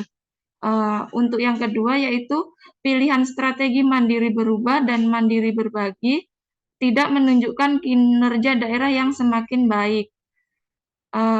Yang ketiga, penentuan strategi IKM secara mandiri sepenuhnya ditentukan oleh sekolah, bukanlah oleh pemerintah daerah atau dinas. Yang keempat, penggunaan kurikulum Merdeka saat ini adalah sebuah pilihan dan bukan sebuah keharusan. Yang kelima, pilihan strategi IKM dapat berubah sebelum tahun ajaran baru 2022 dan atau 2023 dimulai. Yang keenam, pemahaman tentang kurikulum merdeka dilakukan secara bertahap dengan pendekatan belajar, berbagi, dan berkolaborasi. Yang ketujuh, asesmen diagnostik perlu dilakukan di awal tahun ajaran untuk memahami kondisi awal murid sebelum implementasi kurikulum merdeka sebagai dasar pembelajaran berdiferensiasi. Jadi untuk yang ketujuh ini, asesmen diagnostik ini dilakukan di awal tahun ajaran. Untuk saat ini mungkin sesudah nanti liburan bisa disampaikan kepada sekolah sebelum memulai tahun ajaran. Sekolah bisa melakukan asesmen diagnostik. Yang kedelapan, satuan pendidikan tetap dapat menerapkan kurikulum merdeka meskipun tidak ada komputer, gadget, dan internet. Untuk yang kesembilan, kegiatan komunitas belajar tidak hanya dilakukan secara tatap muka, tetapi juga dalam bentuk daring di PMM. Selanjutnya, guru tidak harus membuat modul ajar dan perangkat ajar sendiri sebelum menerapkan kurikulum merdeka. Guru dapat mencontoh modul ajar dan perangkat ajar yang sudah disediakan. Di sini guru dapat mencontoh modul ajar dan perangkat ajarnya bisa melalui PMM. Di PMM tersedia banyak modul ajar dan perangkat ajar yang sudah tersedia di dalamnya. Yang ke-11 yaitu alokasi BOS reguler cukup dapat menunjang implementasi kurikulum merdeka dengan baik. Dan yang terakhir, satuan pendidikan dan para guru dapat belajar dan mendalami kurikulum merdeka melalui komunitas belajar dengan sumber belajar dari PMM, webinar, NS, berbagi praktik baik, helpdesk, mitra pembangunan, dan sumber belajar lainnya. Baik Bapak Ibu, untuk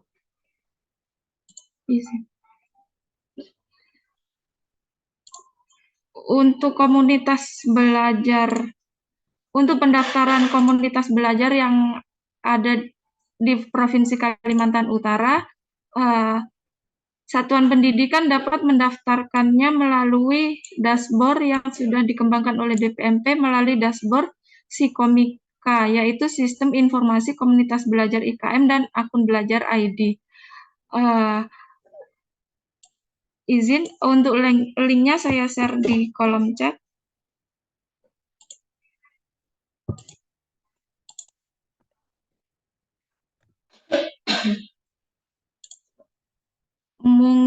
Boleh nanti minta bantuan juga kepada Dinas Pendidikan untuk menyebarkan linknya supaya komunitas belajar di Provinsi Kalimantan Utara dapat terdata jumlahnya dan dapat sama-sama kita memonitoring aktivitas dan aktivitas komunitas belajarnya. Mungkin itu saja dari saya, Bapak Ibu. Mungkin ada tanggapan?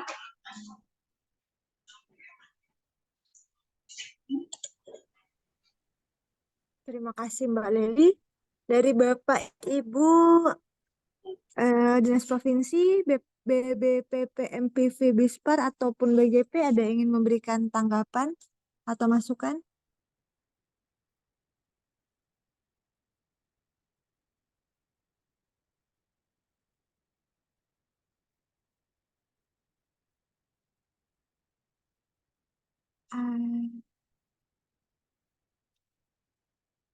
Dari ini bagaimana ini Mbak Leli? Apa kita tunjuk aja nih satu-satu? Boleh, Mbak Rabiate. Mungkin dari Pak Sutikno ada yang ingin ditanggapi? Ataupun Pak Khairul Anam ada yang ingin ditanggapi? Baik. Oh ya, silakan Pak Sutikno. Kalau dari kami di bidang terkait komunitas belajar ini jujur sampai sekarang kami masih belum dapat ya terkait laporan kegiatannya mereka seperti apa. Kalau untuk terkait terbentuknya komunitas belajar sudah terbentuk berapa, ada berapa, itu kami memang sudah ada datanya, tapi terkait bentuk kegiatannya sampai sekarang masih belum ada sih laporan khususnya. Mungkin di pengawas ada, mungkin Pak Hoirul izin terkait komunitas belajar. Ya, untuk sementara informasi berkaitan dengan komunitas belajar kami terbatas pada sekolah binaan masing-masing ya. Untuk di tingkat SMK maupun di SMA ini secara pembinaan kita sudah sampaikan karena semua sekolah binaan kita arahkan untuk aktif ya, aktif mengakses semua informasi yang berkaitan dengan PKM dan kita dorong untuk mereka segera membentuk kombel. Kebetulan ada beberapa sekolah yang memang sudah masuk di mandiri berubah, kalau kata salah rata-rata sekarang sudah mandiri berubah, itu sebagian besar mereka sudah mempunyai kombel. Tapi masalahnya mungkin belum terdata atau terdaftar di dashboard yang dimiliki oleh BPMP. Nanti kita akan sampaikan ke teman-teman pengawas untuk bisa lebih pengawas provinsi untuk bisa mengawal, menyampaikan kepada sekolah binaannya agar mereka yang sudah ada bisa segera didaftarkan di dashboard ini yang sudah saya copy dan insya Allah kita sampaikan di grup pengawas. Terima kasih. Terima kasih Pak Hairul Anam dan Pak Sutikno atas tanggapannya. Dari Mbak Leli ada ingin menanggapi kembali Mbak Leli? Mbak Rabia tuh lanjut dulu, Mbak Rabia tuh ada Pak Denny Regen. Monggo Pak Denny. Monggo Bapak yang jelaskan yang Ya. Oh ya, silakan Pak Denny. Ya, terima kasih Mbak Rabiatul Dawiyah ya. Sekedar sharing informasi saja terkait komunitas belajar ya Bapak Ibu. Pada bulan Mei lalu Kemendikbudristek melakukan kegiatan namanya koordinasi forum multi stakeholder. Jadi untuk komunitas belajar. Jadi kami mengundang perwakilan dari 9 provinsi sebagai model untuk komunitas belajar. Waktu itu di bulan Mei, kemudian yang kami undang itu ada beberapa unsur ya, ada GTK, ada PDM, Paudasmen, kemudian ada juga vokasi, Dinas Pendidikan, BPMP dan BBGP serta BBPP MPV. Nah, di situ dari forum koordinasi komunitas belajar seluruh stakeholder ini dibuat kesepakatan yang arahnya memang komunitas belajar ini kan ada tiga model utama ya, ada komunitas belajar dalam sekolah, komunitas belajar antar sekolah, dan komunitas belajar yang ada dalam PMM. Nah, kebetulan pada saat forum tersebut diarahkan atau didorong untuk membangun komunitas belajar yang ada dalam sekolah. Karena kalau komunitas belajarnya ada dalam PMM, ibaratnya itu semua bisa mengakses dan semua bisa dari beberapa sekolah ataupun dari beberapa daerah. Sedangkan komunitas belajar yang ada di dalam sekolah itu dibangun oleh sekolah itu sendiri. Jadi atas dasar melakukan refleksi, melakukan kegiatan-kegiatan yang dalam sekolah untuk memfasilitasi permasalahan pembelajaran dan arahnya keseluruhnya ke peserta didik. Jadi diarahkan untuk membangun komunitas belajar yang ada dalam sekolah. Kemudian dari sini dari komunitas belajar ini merupakan bagian dari 6 dukungan dalam implementasi kurikulum Merdeka. Di sana memang teman-teman dari tadi ya BPMP ya yang sudah membuat aplikasi khusus ya. Karena memang kalau IKM PMM ini sudah bisa dicek di PMM, tapi untuk yang komunitas belajar memang agak sulit untuk men-trace-nya. Karena kan untuk yang komunitas belajar dalam PMM ini bisa dicek melalui PMM, tapi kalau yang komunitas belajar dalam sekolah antar sekolah itu memang butuh koordinasi dari masing-masing daerah untuk mengecek aktif atau tidak untuk belajarnya atau sudah dibentuk atau tidak. Itu yang pertama. Kemudian untuk yang IKM, tambahan lagi informasi, mungkin teman-teman dari BPMP dan BBGP atau BGP sudah mendapat informasi dari tim pusat, tim akselerasi atau tim konsultan dari Kemendikbudristek bahwa untuk yang NSBPB ya, narasumber berbagi praktik baik,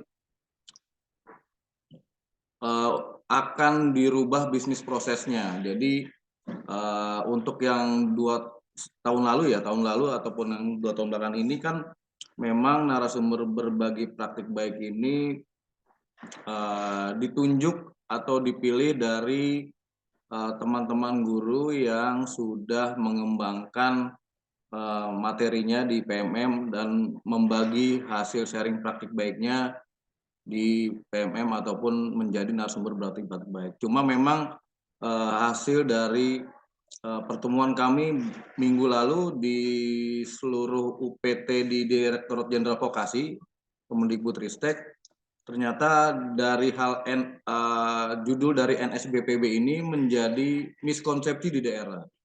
Jadi ditemukan dari hasil dari analisis dari pihak GTK yang kebetulan kemarin narasumbernya Bu Medira Ferayanti dari KSPS Tenaga Pendidikan, KSPSTK, bahwa NSBPB ini dijadikan daerah menjadi narasumber seluruh kegiatan di implementasi kurikulum merdeka. Padahal NSBPB ini ditetapkan untuk hanya men-sharing praktik baiknya dalam melaksanakan implementasi kurikulum, bukan sebagai narasumber seluruhnya tentang IKM. Nah, ini yang menjadi miskonsepsi dan akan segera diubah bisnis prosesnya dan kemudian akan disosialisasikan, diputuskan di tingkat pusat dan di daerah akan diberikan informasi bahwa seluruh guru, seluruh pendidik dan tenaga pendidikan berhak melakukan sharing berbagi praktik baik.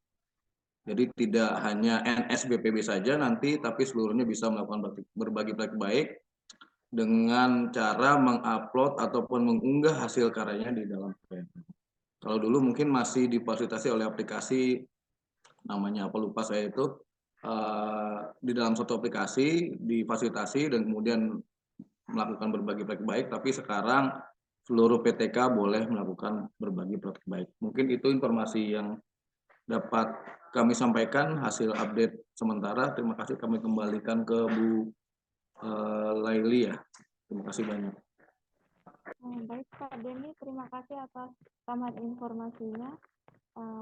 Terima kasih juga untuk Dinas Pendidikan Bapak Khairul Anam yang bersedia untuk menyampaikan informasi tentang pendaftaran Kombel ke sekolah binaannya. Mungkin itu saja dari saya, Mbak Rabiatul. Kurang lebihnya saya mohon maaf. Billahi taufiq wal hidayah. Wassalamualaikum warahmatullahi wabarakatuh.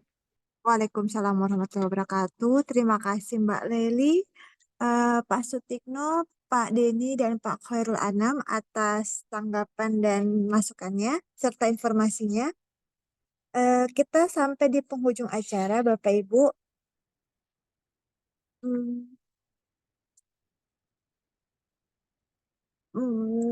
Bapak Ibu yang mungkin yang tertinggal terkait informasi IKM, PSP, dan PBD pada pagi hari ini bisa menyaksikan kembali di kanal YouTube BPMP Provinsi Kalimantan Utara.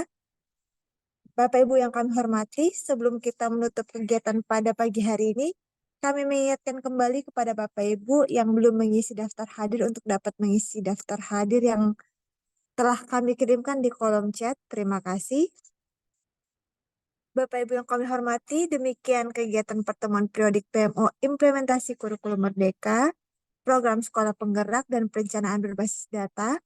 Kami segenap panitia mohon maaf atas berbagai kendala selama kegiatan berlangsung dan kami mengucapkan terima kasih kepada Bapak Ibu yang menyempatkan waktunya untuk mengikuti kegiatan pada hari ini. Akhir kata, wabillahi taufiq wal hidayah. Wassalamualaikum warahmatullahi wabarakatuh. Salam sehat dan salam sejahtera untuk kita semua. Bapak Ibu dipersilahkan untuk meninggalkan room meeting dan melanjutkan berbagi aktivitas masing-masing. Terima kasih Bapak Ibu semuanya. Pak Denny, Terima Pak kasih. Ito, Pak Heru Anam, Terima kasih semua. Pak Sutikno, Terima kasih Bu Bapak dan Ibu yang sudah Septiansih. bergabung. Terima kasih.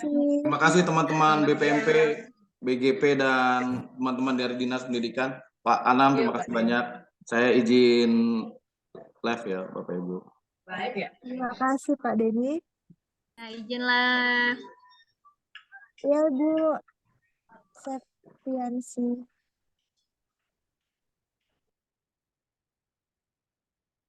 Bapak Ibu dari BPMP dan BGP juga dipersilahkan meninggalkan room meeting.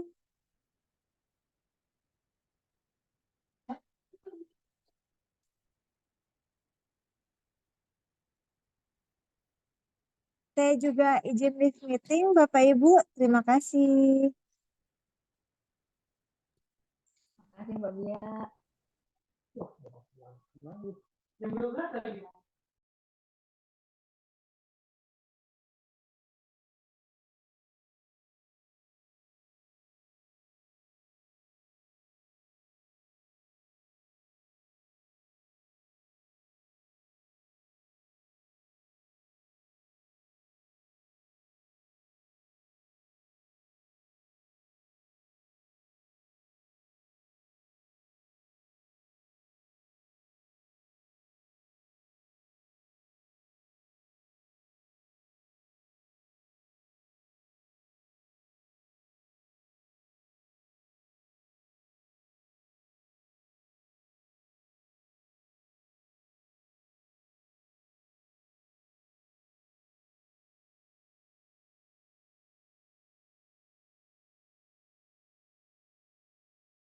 Bisa bubar ya ini, Hen? Henai. Oh iya, Ibu Iis. Bisakah? Bisa bubar? Oh iya, silakan bagi Bapak Ibu yang sudah mengisi daftar hadir. Dipersilakan untuk melanjutkan